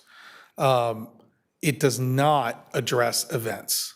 So they would be subject to the same permitting requirements that are generally applicable, and they would be subject to the new STR revisions that are coming in. Okay, thank you. And my last question, sorry. For the enforcement and the appeal process, you said that for the appeal, you guys gonna go to like a third party. Can you emphasize more on that? Like how's that gonna play out? How is it gonna work out? So it's the same process that we use for code enforcement, as well as the short-term rental revocation. So it is an attorney, it's a neutral attorney who's not a city attorney. They are hired solely to be an impartial decision maker. And the reason why that's very effective is they're trained on due process and the findings that are necessary. And because it's one person who we're paying by the hour to attend these things, we can also schedule them much more quickly, much more efficiently. So it goes to the hearing officer, and then if any party wants to appeal it, it goes straight to Superior Court from there. It allows for a much more expedited resolution process. Okay, thank you. Madam Chair, if I can. In the interim, if someone were to apply prior to February 1st of this taking place, would this stop February 1st, or would their applications continue past that date? Or how would this affect if this were to go through? So there is a transition period that is both defined in the ordinance on page 94, and then there's a section of the ordinance that addresses it. But the short version is, for events up to the end of January 2027, as currently written, they would be allowed to continue the events under the current TUP process. So those are over-the-counter approvals by the Community Development Director. After that day, no event would be authorized to go forward without complying with the permitting requirements of the chapter. So is that an AUP? Is that a CUP? Is it exempt? It depends on the size of the parcel and the number of attendees. I can tell you that we did get some feedback that there may be a need for some flexibility on that. So if, for example, the Planning Commission held a hearing and granted a permit, but a third party challenged the issuance of that permit, that kind of puts them in limbo during that period. And so how would we address that? I think that that's something we're going to have to look at as this goes to the council. I think we want to have a reasonable solution to that. We don't want a property owner to end up in 2 years of litigation where they can't do anything with it, but we also want to still have a regulatory process in place. So that's something we are going to likely need to address as well. Perfect, thank you. I got other questions, but I'll wait after the community speaks. Yeah, just a couple more before public comment. Regarding the recommendation by Chair Franz for the increase in the Tier 1, I guess, are you going to be taking any recommendation to council for that? Are you going to work on that number outside of this? So at the end of your discussion, I was going to read back to you the recommendations and notes that I had, and I was going to ask the commission to incorporate those into your resolution of recommendation. For that one, I simply had the note that 40 persons was too low as an exception for Tier 1, and consider a number like 50. Okay. Yeah, I think either 50 or closer to 60, because like if I had just hypothetical, if I had a big house and I was inviting my family, like we would get close to that 60 threshold like really fast prior to us even having caterers or the band. You know, when we have these discussions at the staff level, you know, I was thinking of my last family reunion that we had at my uncle's house, and you started counting people, and you get to a lot of people really quick. So completely understand the issue. Like I said, I'll read back all these recommendations. I want to make sure we don't miss any. I want to make sure I'm not misstating what the commission is recommending. But for that one, what I think my note was going to be 40 persons seems too low for exempt Tier 1, consider going higher. And I can consider 50 or closer to 60, however the commission wants me to word that when it goes to the council. Okay, thank you. And then my last, my last question would be, for these events, when they apply for the conditional use permit, I believe a part of it says that they are required to pay for security, like city security. Is there a price, I guess, per hour that we would be charging these individuals to have staff there? That's a good question. I think we would likely establish a fee schedule if this does get the commission's recommendation and it is approved by the council. Probably at the second reading, we bring forward a resolution that establishes fees. And I think we would look at the fully burdened rate for the personnel that the police chief is likely to assign. And that would establish what the per hour rate would be. but I see the code enforcement manager ready to answer the question. We actually have that fee already in resolution, so we have an hourly fee depending on what type of officer it is. There you go. Cool, thank you. And I would like to say that's been incredibly effective for both preventing nuisances and violations, but also for addressing when we get complaints. People are saying, no, this thing's out of control. And we're like, we're there. We've got body camera on it. And so it's been very helpful, I think, at helping both the community and the operators address concerns. That's one of the reasons why it's there. All right, if there are no more questions now, we'll go ahead and open this up to the public. And do we have any requests to speak? Dick Mahaney?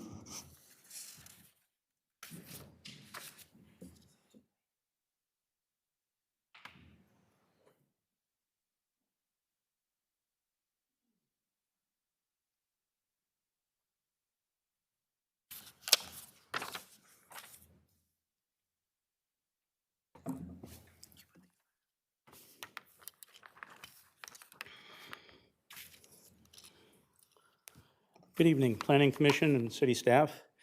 I'm a 10-year resident in Trilogy Polo Club. I live directly adjacent to a group of event and short-term rental properties. I want to start by acknowledging the significant work undertaken in addressing these three ordinances. It's a complex task, and there are real improvements in the definitions of noise, enforcement authority, abatement, and more. And so good job there. The proposed increased number of events, attendance levels, and permit exemptions allow more events than we currently have in our residential neighborhood, and significantly more activity and traffic than current conditions. This does not align with the proposal's own statement that residential properties are frequently used for customary social gatherings that are incidental to residential living. Larger, more frequent, or commercially organized events can have different impacts. Number two, where absentee owner residential structures exist without any actual residents and operate as commercial businesses, the commercially organized events often impact nearby neighbors. The proposal does not clearly distinguish residential living social gatherings from commercially organized events, and it seems to favor revenue-generating businesses operating under the cover of a residential neighborhood. There is no clear difference between short-term rental guests and their invitees and a gathering exempt from permits. The STR occupancy cap under Chapter 37.012 and the exempt attendance limits in Chapter 4.28 appear to conflict. Further clarification is needed. Point number 4, where these large parcels rely on septic systems rather than sanitary sewer, the proposed increased frequency and attendance limits may pose groundwater and environmental risks that should be addressed before approval. I know this has been a significant undertaking, and I thank the authors for their work. I strongly suggest that these factors be given more consideration rather than rushing the proposal through right now. This 89-page document has only been available for a few days and deserves a more thorough review. The timing is also poor. Since it's summer, when many residents are away, I ask that you continue refining this proposal, weigh its real effect on neighboring residents and our enjoyment of our homes, and revisit a modified version in the fall. Thank you.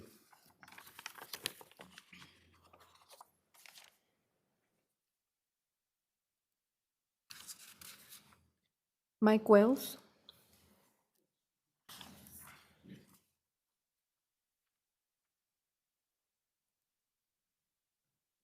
Good evening. Thank you, first of all, for being there. You're Indio residents too, so I appreciate the time you put into this. You're giving up your time from your families tonight, and I respect that, and I want to say that before anything else.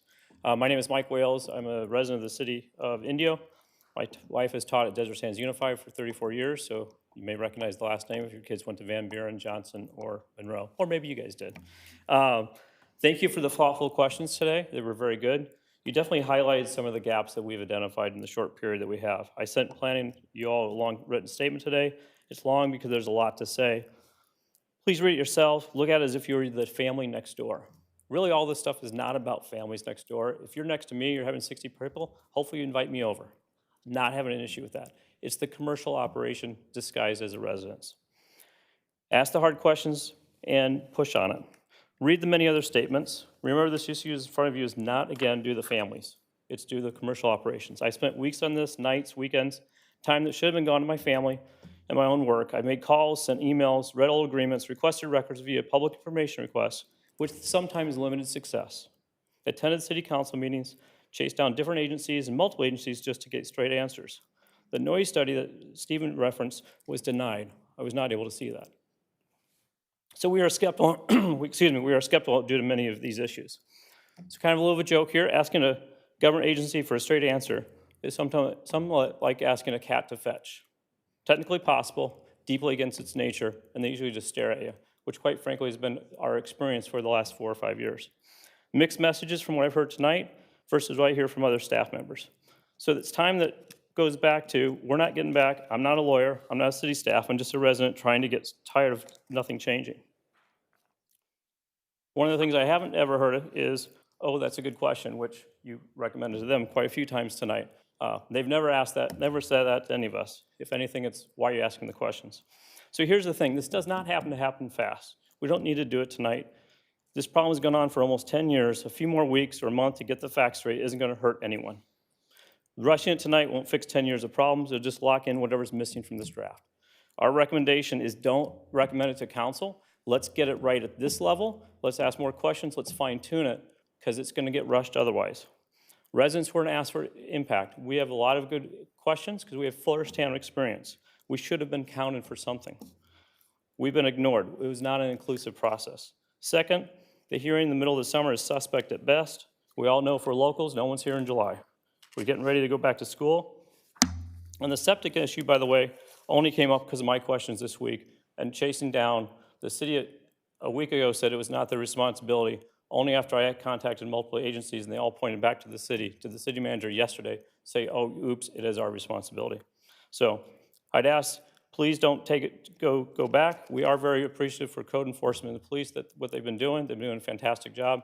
We just want to get this right now, not right a year from now when we say, oops, we've got big gaps and loopholes. Thank you very much. Glenn Van Dam.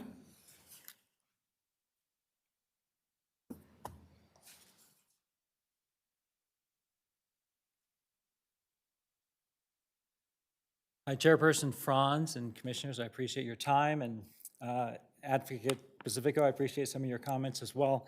I specifically represent the Bougainvillea estate, our estate, and there's about 6 or 7, I think, estates along Avenue 50, and we were working with Jennifer Mitsavari and Elizabeth Martin, Brian Montgomery, for the last 2 years on an overlay and an entertainment venue zoning for us specifically.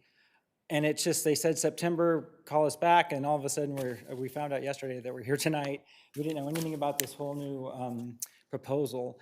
But what we were working on was something that addressed us individually. You know, instead of every year, kind of an individual use permit annually, looking at each estate, I have no one on either side of me, 18 acres, 13 acres on that side, 5 acres empty with no residents. And we do about 20 plus weddings a year. And the whole goal of redoing this with the city council was the laborious and tenuous process of the conditional use permits. You know, we do weddings a year and ahead in advance, scheduling, and then going in and getting a permit 60 days in advance. It just doesn't make sense. So we wanted something that was more permanent for those that are doing a good job. And so going to the details, our estate is just under 5 acres. Most of the estates on that street, they're gross 5 acres. We're 476. They're going to widen Avenue 50s because that easement there takes up some of our land. So we were over 14,000 square feet inside, but we wouldn't even be in tier 3. We'd be in tier 2. And we could have 200 to 250 people inside the estate, and you would not even know anyone's there. And so one is, as you mentioned, Chairperson Franz, I think adjusting those levels, I think honestly, you know, 50 to like 60, 125 to 200, we maybe do one event over 200 of the year. Most weddings are 125, 130, 170, including staff and service, the service crew. So I think it'd be great to talk again about those things. Also, Indio doesn't have any large luxury hotels. The 6 or 7 of us estates pretty much entertains the large events for Indio. So it's a great service. I honestly, between the TOT taxes in the Riverside County, we pay over $200,000 a year in those taxes. And so it's significant. And we try to do a good job. We also have a permanent on-site manager, and over 16 years, 1 or 2 or 3 complaints over 16 years. So I think having security, that may be a later step after multiple problems, but I've found that if you have someone there, it really helps who's organizing, watching sound levels, reaffirming the rules to the guest. That usually is sufficient most of the time. But for the most part, I would really like us to kind of pick up where we left off last summer and try to get a special zoning for the Area 50 estates. I know this is really supposed to be citywide, and I think I'd have no problem with that. But for us specifically, I think we really do most of the hospitality for weddings and large events right along that Avenue 50 area. And then I would appreciate if the Planning Commission would look at that and then look at us individually and make recommendations or designations based upon that. I don't think it'd be too hard. Like I said, there's less than 10 altogether. And I think it's a benefit for us, and it's a benefit for the city. Again, my last request was simply site-specific, those tiers, not just acres, but square feet, and then continued revision of the use permits, because it's tenuous to, if we have to go to a hearing, it's months, and then that person who's looking to rent, they'll just go to another city or a whole other area for their event, and we've all lost out on that. So let me know if you have any questions. Do you have anything now? Or thank you for your time. Anna Dutrick.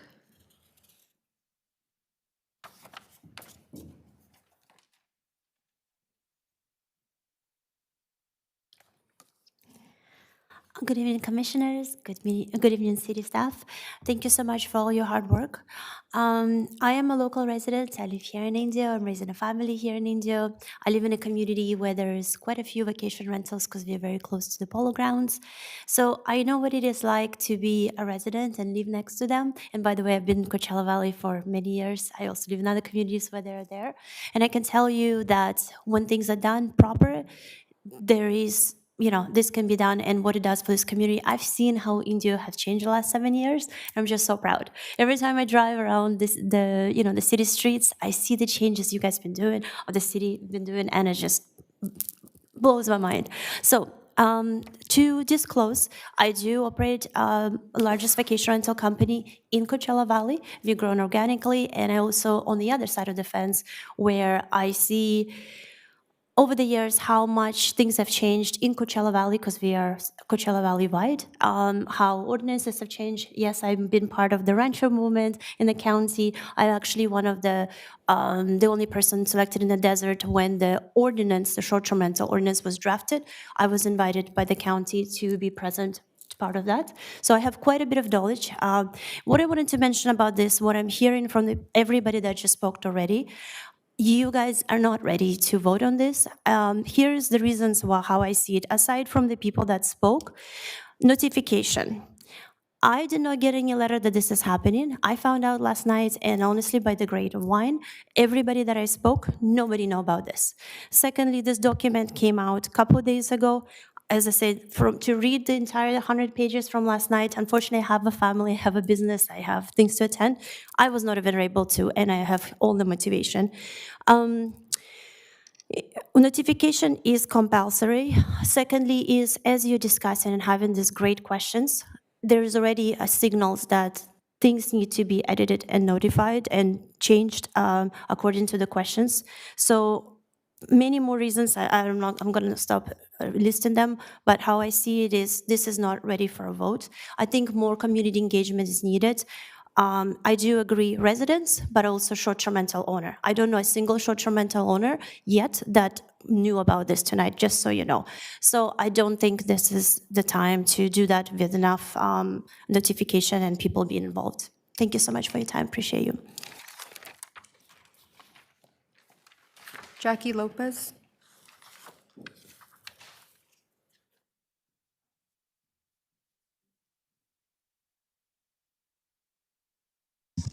Good evening, Commissioners. Jackie Lopez. I'm here speaking on behalf of Mr. Tony Fimbres. He's the president of Cernbriff LLC, property owner on Avenue 50 corridor. Mr. Fimbres could not be here tonight, but his full written comments have been submitted for the record, and just wanted to summarize some key points. His request is to not stop these ordinances. He shares the city's goals of addressing genuine problem properties, and he wants to ensure that responsible established operators who have invested in this community are not intentionally harmed. His concern is that as drafted, these ordinances do not distinguish between the two, and the consequences they impose are severe enough that the difference matters enormously. Consider what the draft actually provides: noise fines accruing up to $1,000 per minute, with the daily exposure up to 50,000, triggered by a decibel reading, but by an officer's on-the-spot judgment with no warning required first. Permits that expire automatically without notice from the city. When an owner adds a spouse to a title, changes a trustee or adjusts an LLC. Revocation of possible after a single disputed incident, no matter how many years the owner has operated without a complaint. A family reunion of 25 people at a large home treated as evidence of a violation, and properties under 1 acre permanently barred from any permit, no variance, no exception. These provisions are the hardest on owners who have done things right. A problem operator ignores rules regardless. It is the permitted uninsured taxpaying operator who is exposed when a permit silently expires on paperwork change, or when a single contested noise calls generates a five-figure fine before the facts are even heard. By the city's own budget presentation, roughly 75% of Indio's transient occupancy tax comes from these operators. Revenue this city has already budgeted and spent. Mr. Fimbres asked the city for 6 things: protect operators in good standing, make compliance history a formal mitigating factor, provide a fair path for existing operations, grandfathering or amortization of a variance procedure rather than an absolute 1 acre bar, differentiate responsible operators from problem properties, require documented repeated violations before permits earned over years can be taken, reserving a single incident action for genuine public safety emergencies, base enforcement on objective standards, decibel limits, a written warning before a first fine, and family and trust transfer exemption, as neighboring Coachella provides, the city of Coachella. Allow reasonable transition periods running from date of adoption, with pending applications allowed to continue operating during review, and complete an economic analysis before adoption, because displaced guests don't go home, they book in neighboring cities, and those cities keep the tax. Finally, he offers 1 construction proposal, an annual special event permit, 1 annual permit inspected, insured, conditioned venues reviewed through a simple compliance review instead of repetitive per event permits, with revocation reserved for documented repeated violations. It gives the city something it doesn't have today: venues operating transparently under the city oversight rather than informally outside it. He's asking not for less oversight, he's asking for more efficient process that rewards compliance. Mr. Fimbres has asked to participate in a stakeholder discussion before these ordinances return for a final action, and I ask that his concerns be attached to my recommendation you sent to council. Thank you. David Eisen.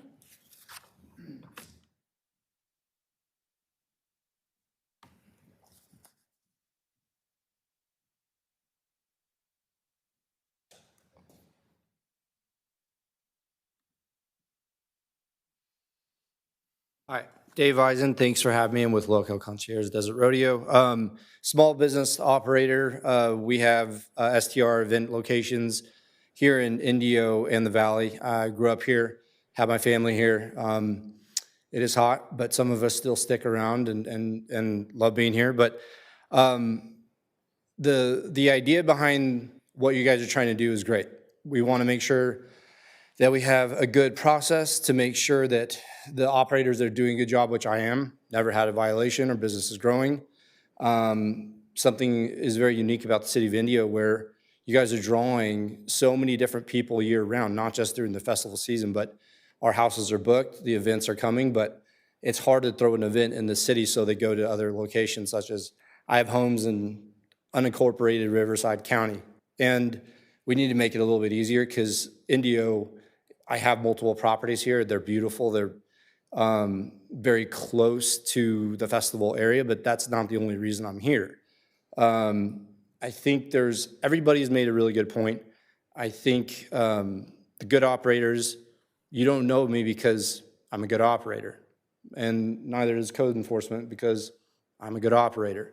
So our point is there's a lot of fines and violations, and those are for the bad operators. So we need to, having security and the 1 through every 75.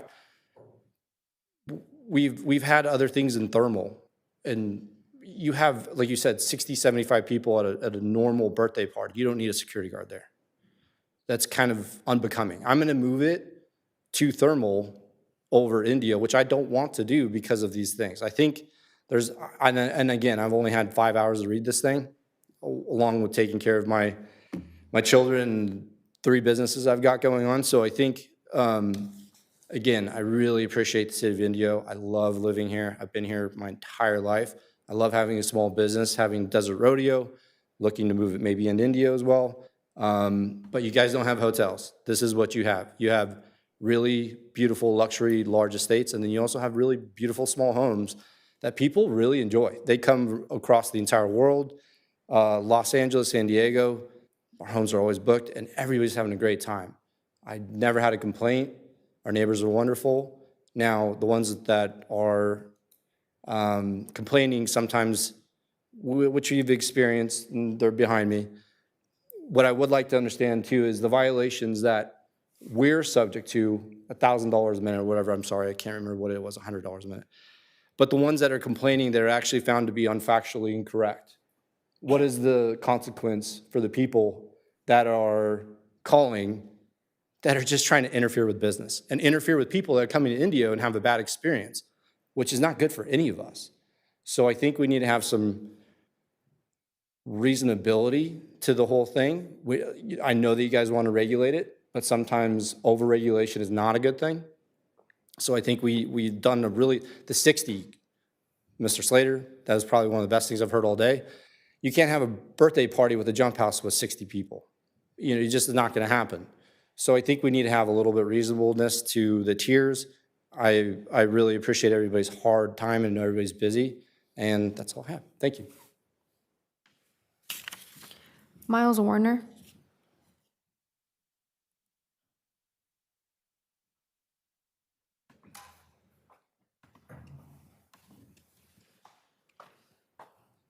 Hi, my name is Miles Warner. I own the Zenda Estate, which is a almost 10-acre estate, and we hold somewhere between 10 and 20 events a year. We hold some very high-end events. We have the house was on a Netflix TV show recently. We bring a lot of really positive views to Indio. We bring people come and their experience of the city of Indio is one of being at this really beautiful estate where everything's taken care of. So there's a lot of positive to what this conversation is about that I think gets lost in the mix. We're throwing weddings. We had a couple meet at a wedding at our house, and then they got engaged. And he called us and said, "Hey, can I come to your house and propose to my now fiance?" So these are magical things we're talking about. These aren't ugly, events for hire. I mean, we're not selling tickets or something, I appreciate your thoughtful questions. We can hear in the audience, you guys are really like parsing this out. It's super complicated. It's something that like everybody in this room has been dealing with and discussing for a long time. And so now we're here and there's some ideas, and what you guys decide to do with it is your choice. I think I would like to move forward, and the reason I say that is because I'm tired of these conversations. I just want to know what the expectations are, and I want to know what the city wants me to do and how I can be a good neighbor. Because every time I'm told that, and I'm sure these gentlemen will tell you, I hope, maybe not, but I hope so, I tend to follow through on that. And so as long as it's living in like a limbo is not fun. And like Glenn said, you get the event 60 days out and you booked the wedding 18 months ago. So you're giving this person a guarantee they can get married at your house, and then 45 days later, you still don't know if that's true. That's not a great position to be in, Just so you know, the septic thing is nonsense. We bring in bathroom trailers for every event. The city makes us do that. They've always made us do that. I don't know what this is about, but like that's a totally provable fact that Brian can tell you because it's in every temporary use permit. Many of the complaints that people complain about are usually unpermitted events. That's what people typically are upset about, is somebody comes and they throw a big party and they don't tell the owner of the house, and then the neighbors are like, what's going on? If we throw an event, we have minimum 3 security guards, regardless of the size of the event. And then it goes up from there. And then if it's over, I don't know what the number is, 250, there's some number where where Officer Anderson says, you have to pay for city staff to be here. And so we pay, I don't know what it is, but it's a lot. We pay an hourly rate. It's like $175 or $225 an hour per officer. And it's usually 2 officers. I mean, like, this stuff is already so regulated.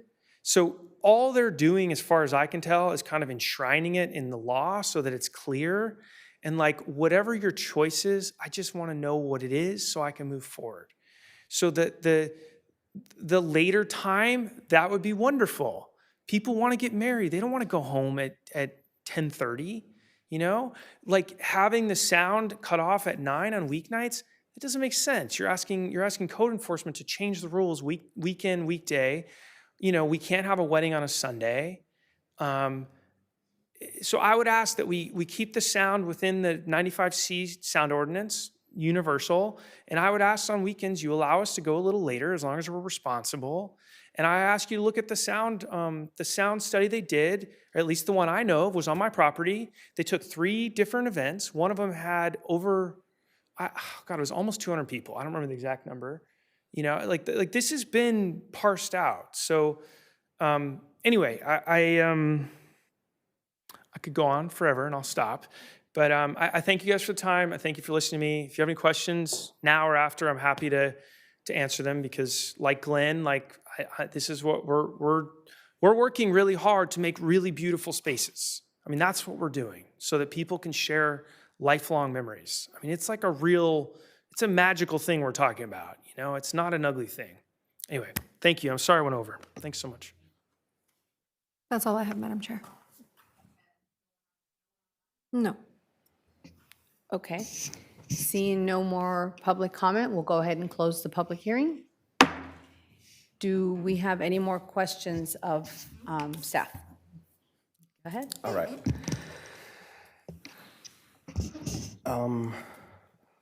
So someone mentioned the possibility of having a seasonal entertainment zone. Is that maybe an additional permitting that can be issued by the city for residences that have that, I guess, infrastructure, like the Bougainvillea Estate, for example? Yeah, so I want to address that comment because it sounded like a misunderstanding of the regulatory ordinance that we have in front of us for Chapter 4.28. 4.28, the CUP that they would likely want to get, that's a single application, it's a single public hearing, and then they get a permit that authorizes them to run events going forward that are consistent with that permit. So attendance caps, number per year, whatever other reasonable conditions the Planning Commission imposed they wouldn't need to come in for a permit for every single event. That's not what's being suggested. And so I think that what we have in front of them, and it could simply be that, there's a lot there. That particular individual hasn't had a lot of time with it just yet. But I think that what they have in front of them is what they're looking for in principle, maybe not in any particular specific when you're talking about hours or attendance caps. We did consider, and I believe there, just like we talked about having different hours during festival season, we also looked at like a festival zone was one of the things that we considered and discussed. And again, it just came off as unworkable in the sense that you're making things too complicated for people. So this property on this side of the street gets to do this, and this property on the other side of the street doesn't. Where exactly is that line? What's the rational basis for separating those two? It made it extremely challenging. And so at the end, that's why we kept coming back to really fundamentally, every property is unique. So the gentleman who came up and said, I have 14,000 square feet of indoor space. That would go towards the attendance caps that the commission may want to set for that particular property. But the next one comes in and they only have outdoor space. You're going to treat those two differently, and the regulatory ordinance you have in front of you gives you that flexibility. Okay, thank you. And a community member mentioned outreach, and obviously it was publicly noticed. I guess as far as outreach and those town halls, how long have the town halls regarding this topic been occurring? So we had a workshop with the city council on these 3 ordinances. In general, we didn't have the 90 pages ready because we didn't want to write 90 pages and then get told we're going the completely wrong direction, right? We had a city council workshop back in March. The mayor and the council member responsible for the district where this particular neighborhood is, there was a neighborhood town hall meeting with the police department, with the electeds, and I think with planning, which heard a lot of different topics, not just this. But the takeaway from that was the council saying, this needs to get moving. Like we've been studying this. Stephen, you've been writing this. Get something to the planning commission. Let's not make the perfect the enemy of the good.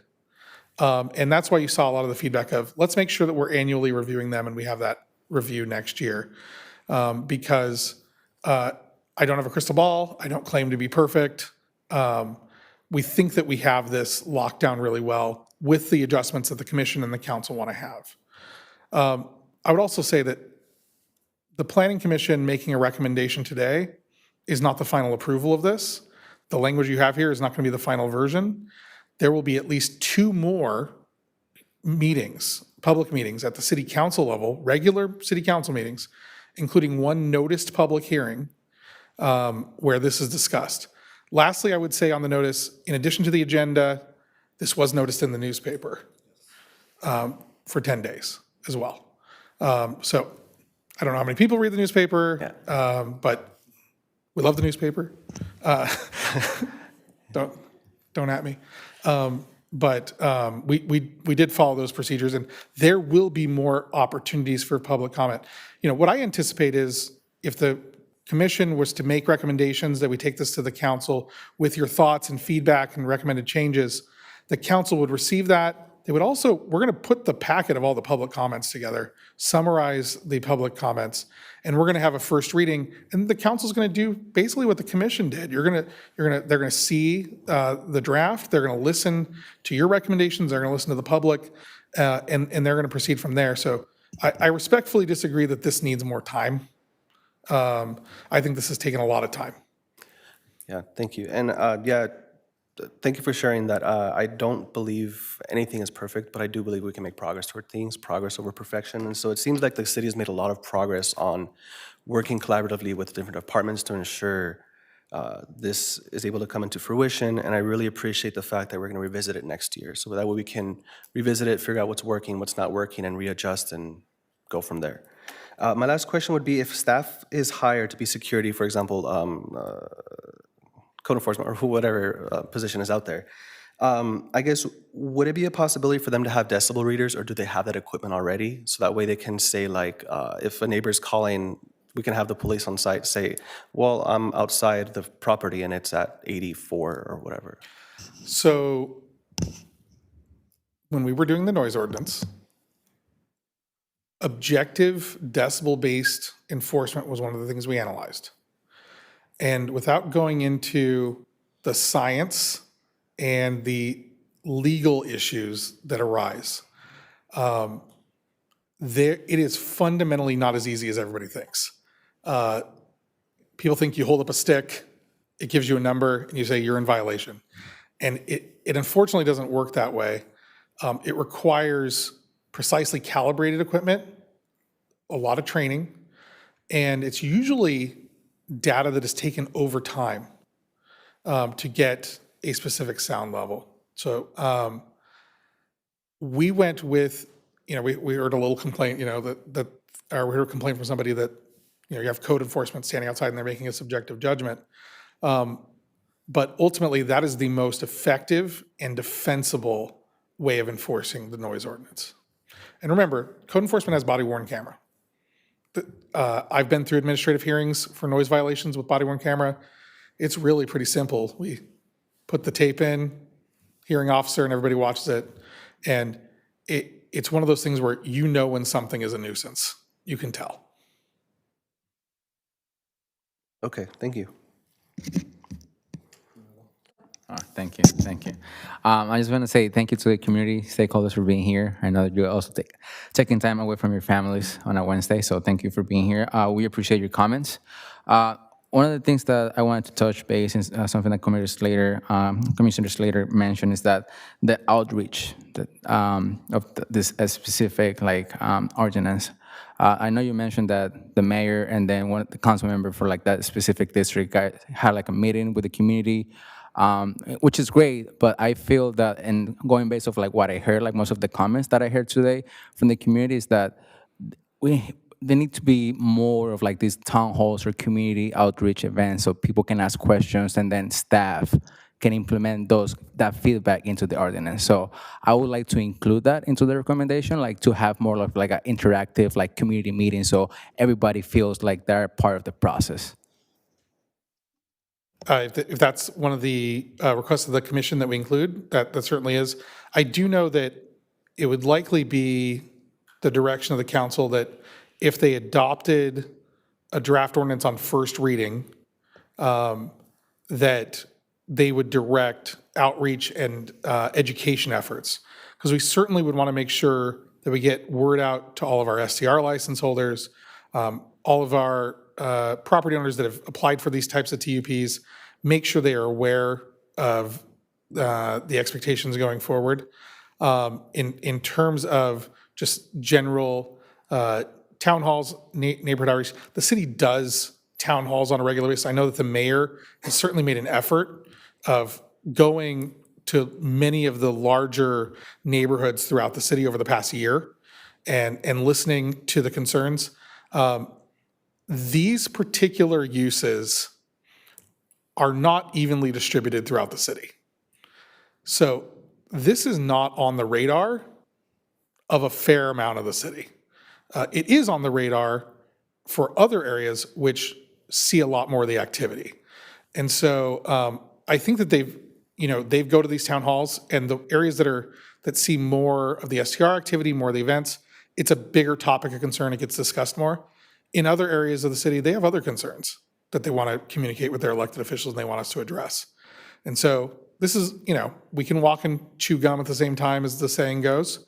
But I do know that the general direction I got from the city council was get this one done and then go work on all the other things we want you to do too, because they've got quite a list for us here at the staff table.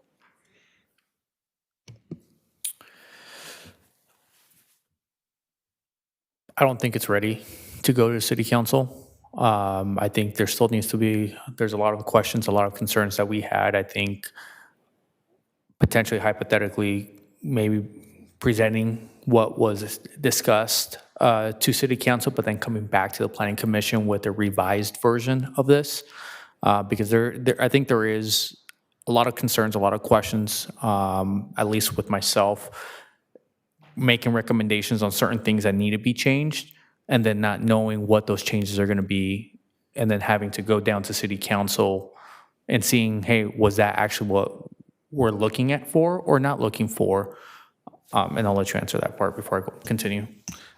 Thank you, Commissioner, and that point's well taken. As staff, I see the process from beginning to end, and I guess maybe I take it for granted that things sometimes come to the Planning Commission, you give feedback, and then it disappears off into the ether, and maybe you wonder what happened, right?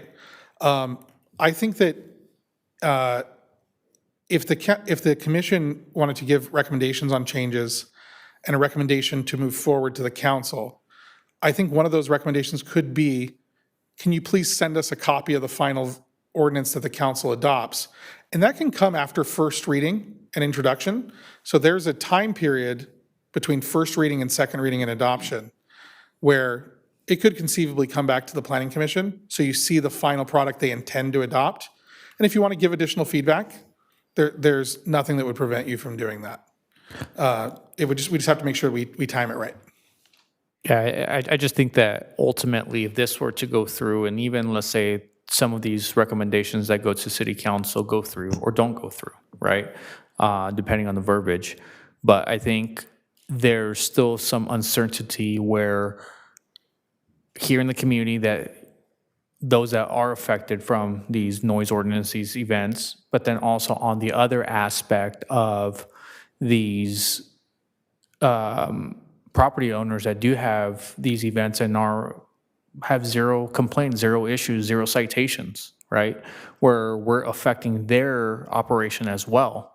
So I see both sides of the spectrum, trying to analyze it piece by piece, right? And it's not easy. It's a complicated process. You have 3 ordinances that we have to somewhat go aligned, but they're separate, right? And so it's very hard for me to recommend something at this point with not having a concrete, hey, we all don't have any questions and no concerns. And so it makes it very hard, so. I think that, certainly it's the commission's decision on whether to recommend or not recommend, and it's not proper for me to insert my judgment on that.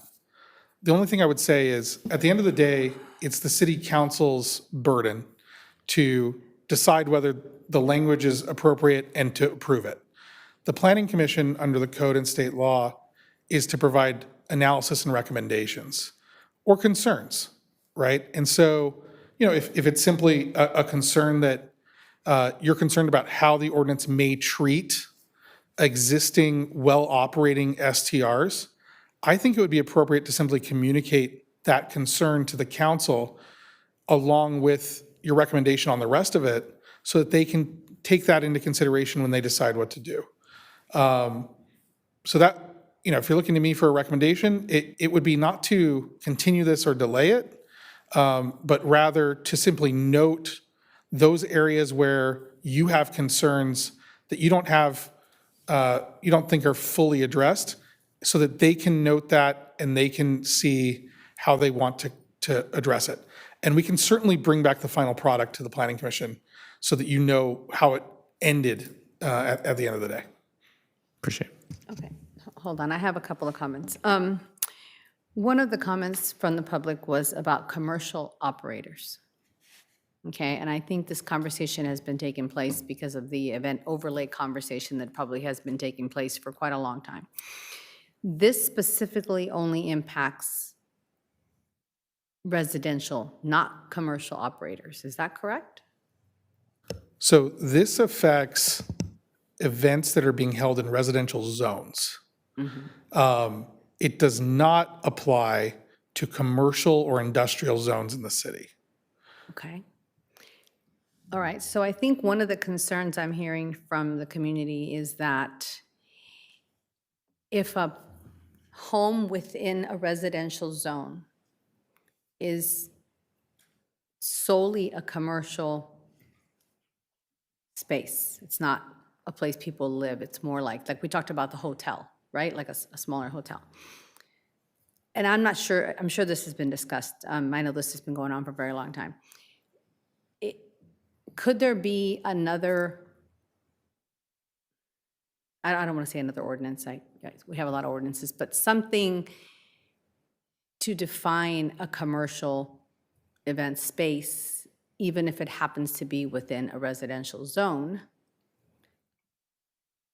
And would that be beneficial versus or not? And I'm not sure, this is just something that was stuck in my head during the conversation. So, or we're tying this solely to, this is in a residential zone, so whether it is rented once or twice or 3 times or 30 times a year, these rules are gonna apply. But when they come for their specific permit, whether it's let's say it's a conditional use permit because they hit all those triggers, that's when we're gonna get the opportunity to say, this property has 14,000 square feet of space, so there's gonna be some rules designed around each specific conditional use permit, right? So it isn't like we're gonna blanketly, this is just blanket across for everybody. Each permit, when it comes back to us, will have rules based on each individual property, right? Whether they're on septic, whether they're 10 acres, whether they're 6 acres. So I almost feel like sometimes when I read things, I think this is like everything. This is literally the beginning of this ordinance, and then each conditional use permit will address each property individually. Is that, am I right, or am I totally on some other planet? You nailed it. That is correct. Okay. And the reason for that, as we've kind of discussed, is frankly, every property is unique. Right. Where's the structure? How big is it? Where's the parking? Where's the other sensitive uses like residential structures? Right. We can't write an ordinance that addresses every conceivable scenario. And so what you have here is you have a discretionary permit, a public hearing, notice to the public. The commission looks at all those things and has the authority to craft reasonable conditions of approval for that particular property that are enforceable. Correct. And then that permit is a one-time permit that is now part of the property and the parcel, the land. So if they sold the land, that permit would go with it, It right? would. As long as there is no violation or it hasn't been, removed There is a or suspension and whatever. revocation process. Right. But it would go with land, just like every other conditional use permit. Correct. It's that- attached to the that property. Planning Commission awards. Okay. Chair, could I just add one item, because I know it's in the ordinance, I just want to clarify. So we do have mixed-use zones as well. So there is an instances where you have an event that's in a mixed-use zone.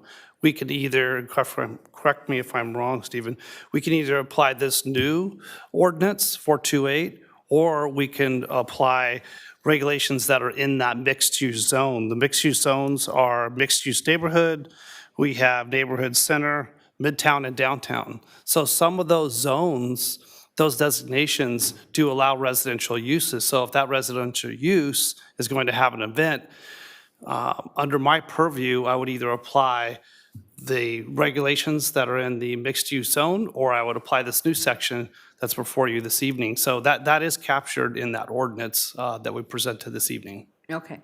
So what I'm hearing is that this has been discussed for years, if not a decade, maybe longer. I don't know. I think I'm getting older every day. What the council is looking for is basically for us to say, is this good enough to start this conversation? These are things that we have already said we are concerned with. The council will then take what you've written and address our concerns, draft the final ordinance. There will be another look-back period for the public to come back and say, wait a minute, this isn't what we want. And then every year, there's going to be a look back on this to make sure that as we evolve, it'll change, of course, because everything changes. So the ordinance as drafted would require a one-year report in end of summer 2027. And depending on how that goes, there could be future reports, or the council could say, you know what, we got it. And we got other things to do, so we're going to move on. I anticipate that there will be some corrections. We are constantly learning. I mean, you look at our noise ordinance that we're recommending changes to, that thing's been with the city for 50, 60 years? Maybe not that long. Maybe not that Maybe long. 30 years. Oh, sorry, feels like a long time. But we're always updating our ordinances because the city changes, the world changes. So I have down as a potential commission recommendation is to adopt the resolution recommending the approval of the addition of chapter 4.28 and recommending that the council have a future discussion on investment level owners of STRs and what their effect is on the city. Looking at setbacks, this came from Commissioner Santos, looking at setbacks from denser housing zones. This came from the whole commission, explicitly exempting family gatherings and other similar type gatherings. Number 4, and this came from Commissioner Slater, adding a matrix that explains the different tiers and the levels. An annual report to the Planning Commission in addition to the annual report that the council is looking for. Considering a heightened exception level on Tier 1 from 40 to perhaps 60 or 50. Friday and Saturday events ending at midnight instead of 11 p.m. And a request that the final ordinance after first reading come back to the Planning Commission as a receive and file. You can receive it, and if there are any other notes that the commission has, we would communicate those to the council. Those are what I have. Okay. Any other questions? And this would be a question for staff, but also to the rest of the commissioners up here of potentially, I know we have a very interactive map throughout the city that we use, or app, I would say, but potentially listing, hey, these are all the approved CUPs, AUPs on that, right? That way they can't, and it's almost like a notice potentially as well for the fellow residents that, hey, it's approved, right? But 2, the aspect of potentially if somebody were to come and apply, and let's say if I own the property and I come and apply, creating a master plan, basically book, saying if I were to have to the full extent of what I can and use the full property, this is as much as I can do. And then kind of create different plan A, plan B, plan C, depending, because each event's a little different, right? And basically just listing everything, because I think the way it's written right now is, well, if they come and propose this, but then they slightly deviate because of different sizing or this, and that, now they're going to have to come back to the planning to get another CUP or an amendment potentially, versus just saying, hey, plan A, plan B, plan C, and these are, and each event or property owner that hosts these events knows, hey, this is what it takes for this type of level and that level, right? And potentially just listing everything on once and be done. So I would add that if that was the commission's consensus, I would add it as add an online portal with information on permits. I think that's a great idea. It'll be great for me because it'll be an easy place for me to find these documents when I need them too. And then allow for some flexibility in the actual implementation of the events. That's something that we usually delegate to the community development director. If there's a need for a minor modification that doesn't increase the effects, usually the community development director has some flexibility there. We could explicitly add some language to that effect to the ordinance if needed. And I, That would be my just because request. of, what you commented on, I think maybe the plan is that a business operator would come and say, I have this property, and if I was a business owner, I'd probably want to get, what's the maximum I can do, right? And then they would get a permit to whatever their maximum size of event they would normally host, and then everything else would just fall into that one permit. So they shouldn't hopefully have to come for modifications often, unless they're going from a normally only handled a Tier 2 event, and now they're going to start doing Tier 3, then they may want to come and do it. But if a property is X size, they know how big of an event they can handle on that size. And I would assume most people would ask for the permit for the maximum that they might or normally use an event. That way, hopefully that, I agree with you. I don't want people having to come back all the time. So I'm hoping that when this gets laid out, when they come before us, this is my property. Hopefully staff will help them design what is the largest event you could manage on your property. And that's what the permit hopefully becomes attached to. I'll give you an example of where a minor modification might be appropriate. Say that you have an application comes in, and part of the application is they have to designate a parking area on the property. But suppose that they need to have some work done. And so there's some construction work. Sometimes you got to dig trenches to get to things. And so part of the parking lot is unavailable. They might ask for a modification that can be over the counter that says, hey, can we use shuttles instead of the parking lot to bring people in? Or can we park people on this section of the property? I think that's kind of what we're looking for. And I think it'd be perfectly appropriate for them as part of the application to offer different schematics or plans. But I think to your overall point, I think having some common sense level flexibility would address some of these things that come up, because we wouldn't want to be out there expending enforcement resources on things that aren't actually causing public nuisances. Yeah, and I just use an example, one of the community members that came up and talked where, again, they can be having an event of 200 people and doesn't require security, right?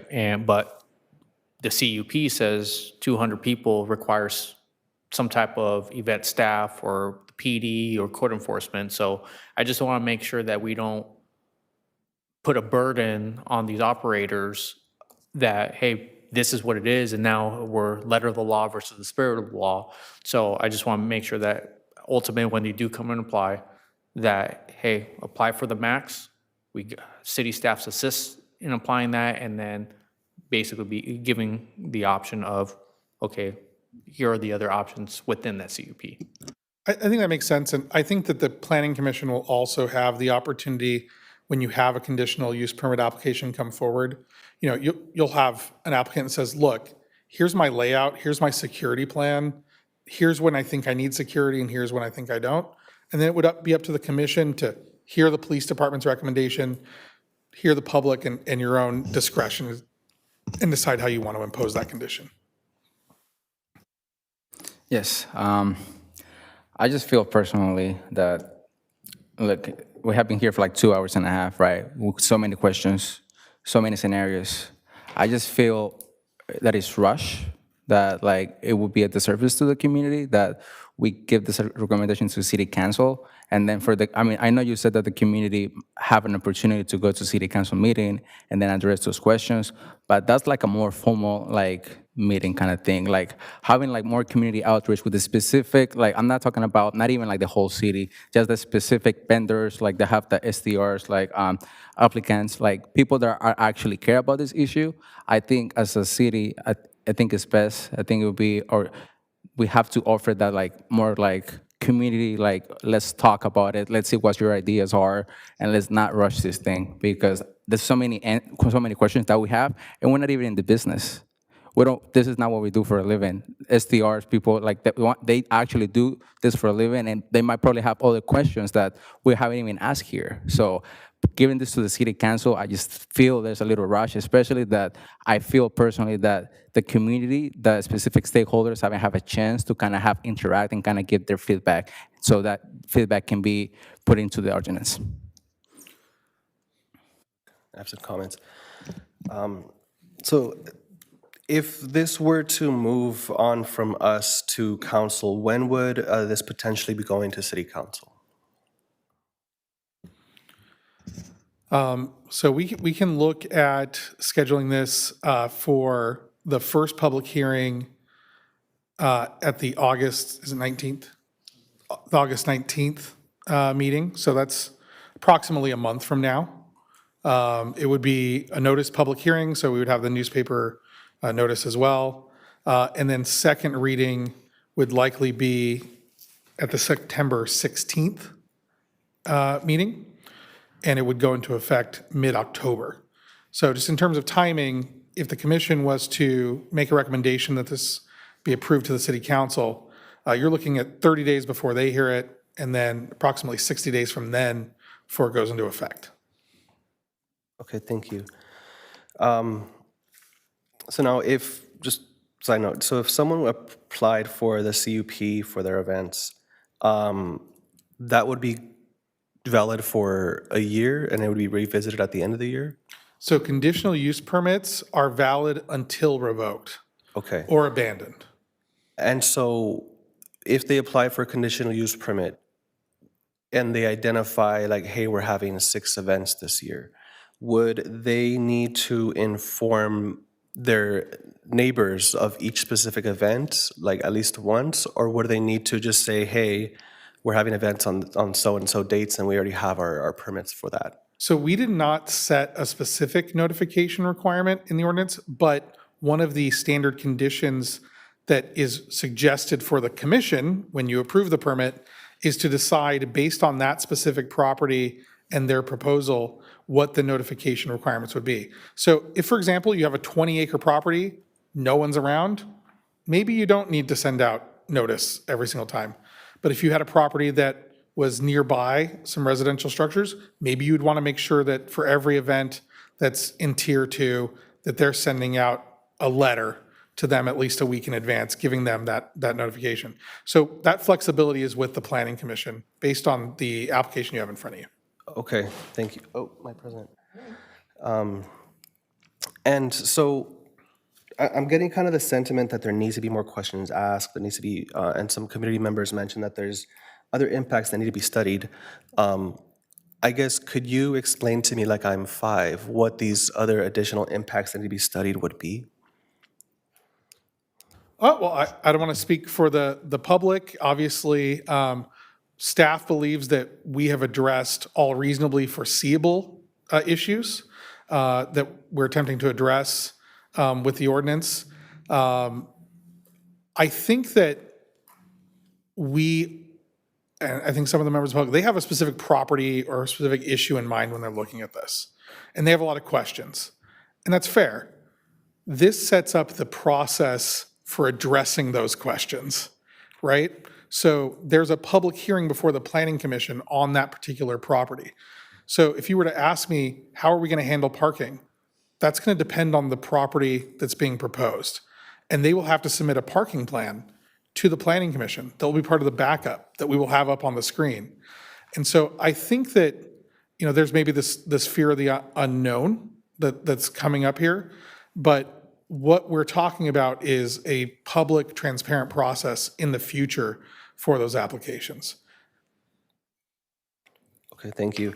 And I guess my last question for you, Stephen, would be, if hypothetically this item wasn't recommended by the Planning Commission tonight, would it delay it going to City Council? It would. Okay, and then what would those dates potentially be, I guess, and how much of an extension would realistically be needed to, I guess, satisfy commissioner questions and concerns as well as community concerns?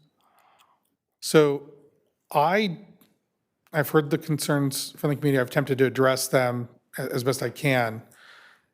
It would depend specifically on what the commission wanted additional information on. That would dictate how long it would take to get that back.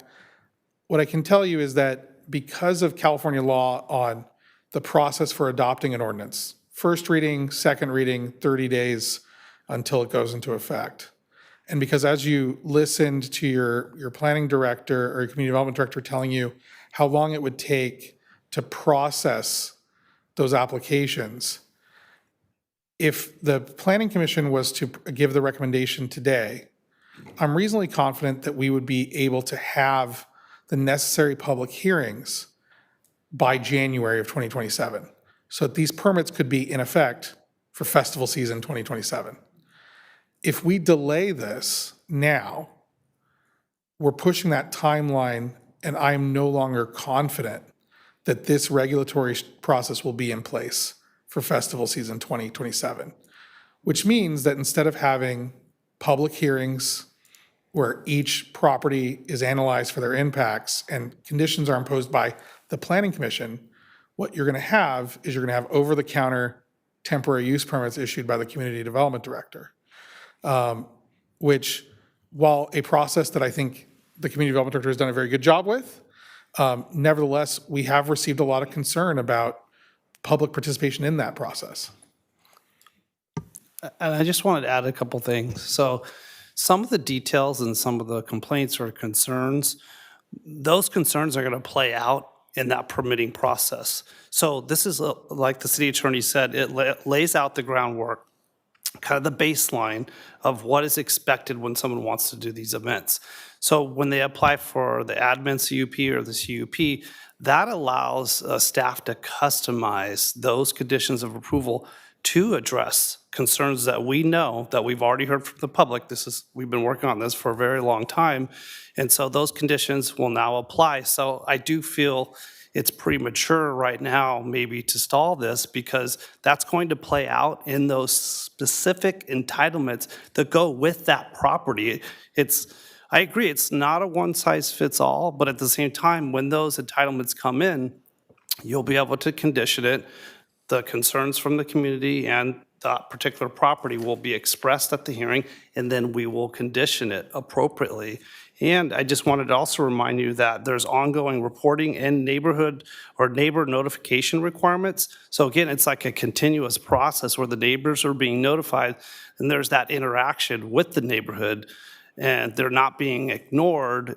And in addition, all those comments that we received, those are going to be before the city council when this eventually goes to them, so they can also make additional changes to what's been drafted tonight. So I just wanted to maybe give you a little bit of comfort that some of these issues are going to play out later in those separate entitlement approvals, or potentially denied if at that time the commission feels that this is not appropriate for that particular property. Just, I think it'll be 5 seconds. In regards to either tier 1, tier 2, tier 3, right? Admin CUP or the CUP, right? CUP does not have a limit on how many events, correct? It does, but it also allows you through the CUP to approve more, correct? So the language of the ordinance as it is drafted allows the planning commission during the CUP process to set attendance and number of events limits. So have I prescribed them for you? I've not. And again, I think that is going to depend on the specific property. You're going to look at the property, you're going to look at the application, and you're going to say, based on these factors, we think that the only way we can make the required findings is if we limit the number of events to 10 per year. But that may not be the case for another property, which is, like I said, 20 acres. It doesn't have anything around it. So that is something that you're going to have the opportunity to review and make a decision on. Is there any legality aspects where, hypothetically speaking, if I say 10 for this one, 8 for that one, half a mile away, any legality aspects that we're putting the city on? So I'll tell you the same thing I tell the city council is anyone can sue us for anything. Whether they can win, that's a different question. You need to have your decisions, they need to have a rational basis, and they need to be supported by findings. That's my job and your director's job to make sure you have those. If you don't have those, we're going to wave red flags at you. But every property is unique. And so, the contemplation is that the Planning Commission will look at the application, the evidence, the testimony you have in front of you, and make an appropriate call. If for some reason you are out in left field, I will let you know. Okay, and would it be at all a possibility for you to bring this back with all of the recommendations, like the family events and everything that we kind of discussed today that you added to your notes, to the commission meeting on the 12th, so we can review that prior to it going to the council on the 19th? So we could bring it to you on the 12th. However, we have to provide 10 days public notice for the public hearing at the city council. and we have to have the staff report prepared because it gets published. And that includes the recommendation resolution from the commission. I'm not opposed to bringing it back, and I think I see that with the commission. If I could, my recommendation would be to adopt the resolution with your concerns and recommended changes, and include in there that we will bring it back on the 12th and for additional comment. And we can include that additional comment as a supplemental to the staff report on the 19th, but that would ensure that we're able to do the public notice we need to do, and that we're not necessarily delaying the regulatory process from going forward. Okay, thank you. Okay, I think we've deliberated for a few minutes. Do I have a motion at this point from anyone? I'll make a motion to continue the item on the grounds that we haven't had enough community and operator input. I'll second that motion. Okay, we have a first and a second. Can we get a vote, please? Before we do that, my screen went black. Okay, I'll do roll call. Okay, yes. Commissioner Slater? Aye.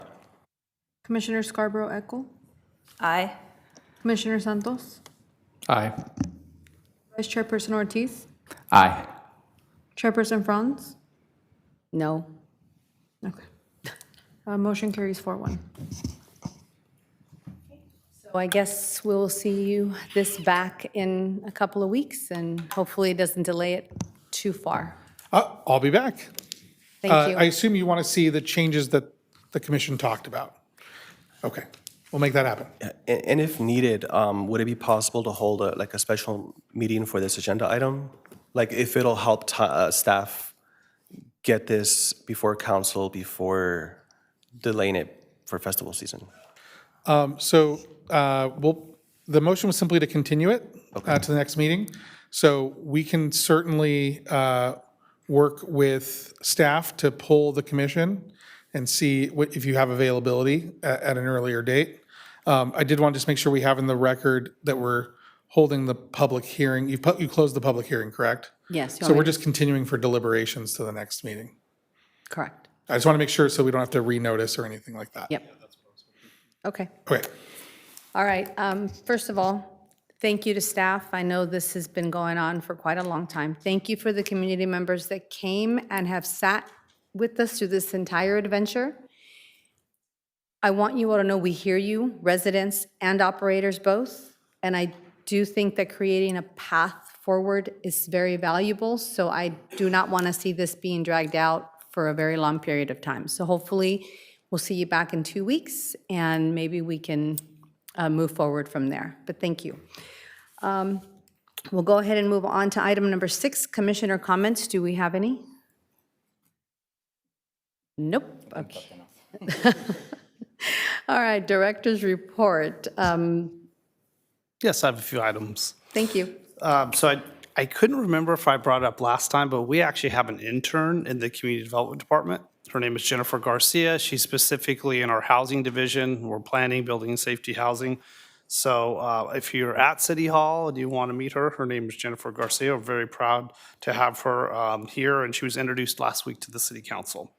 The next meeting, in addition to that item you just heard, we will also have the Grand Marketplace Phase 2. Phase 1 is under construction right now in front of the old mall, so Phase 2 will be on the August meeting. That's August 12th. And we also will have a presentation. You haven't received a presentation on our efforts for our annexation project, the East Indio Employment Corridor Annexation Project. So we're going to give a presentation on that, but kind of bring you up to speed what we've been doing over the last year or so. And then lastly, I just wanted to let you know that the Madison Point project was approved by the City Council. We worked very hard and worked, I think, very well with the applicant and other agencies to get the information to the council they needed. That was approved for that new shopping center off of Madison Highway 111. And then lastly, the council did approve extend the moratorium on data centers But in addition, they directed staff to amend the code and/or general plan to do a citywide ban on data centers. So that does conclude the director's report. Thank you. Thank you. If there's nothing else, I'd like to thank everyone for their time tonight, and the meeting is adjourned to our next regularly scheduled meeting of August 12th. Thank you very much. Good night. Thank you.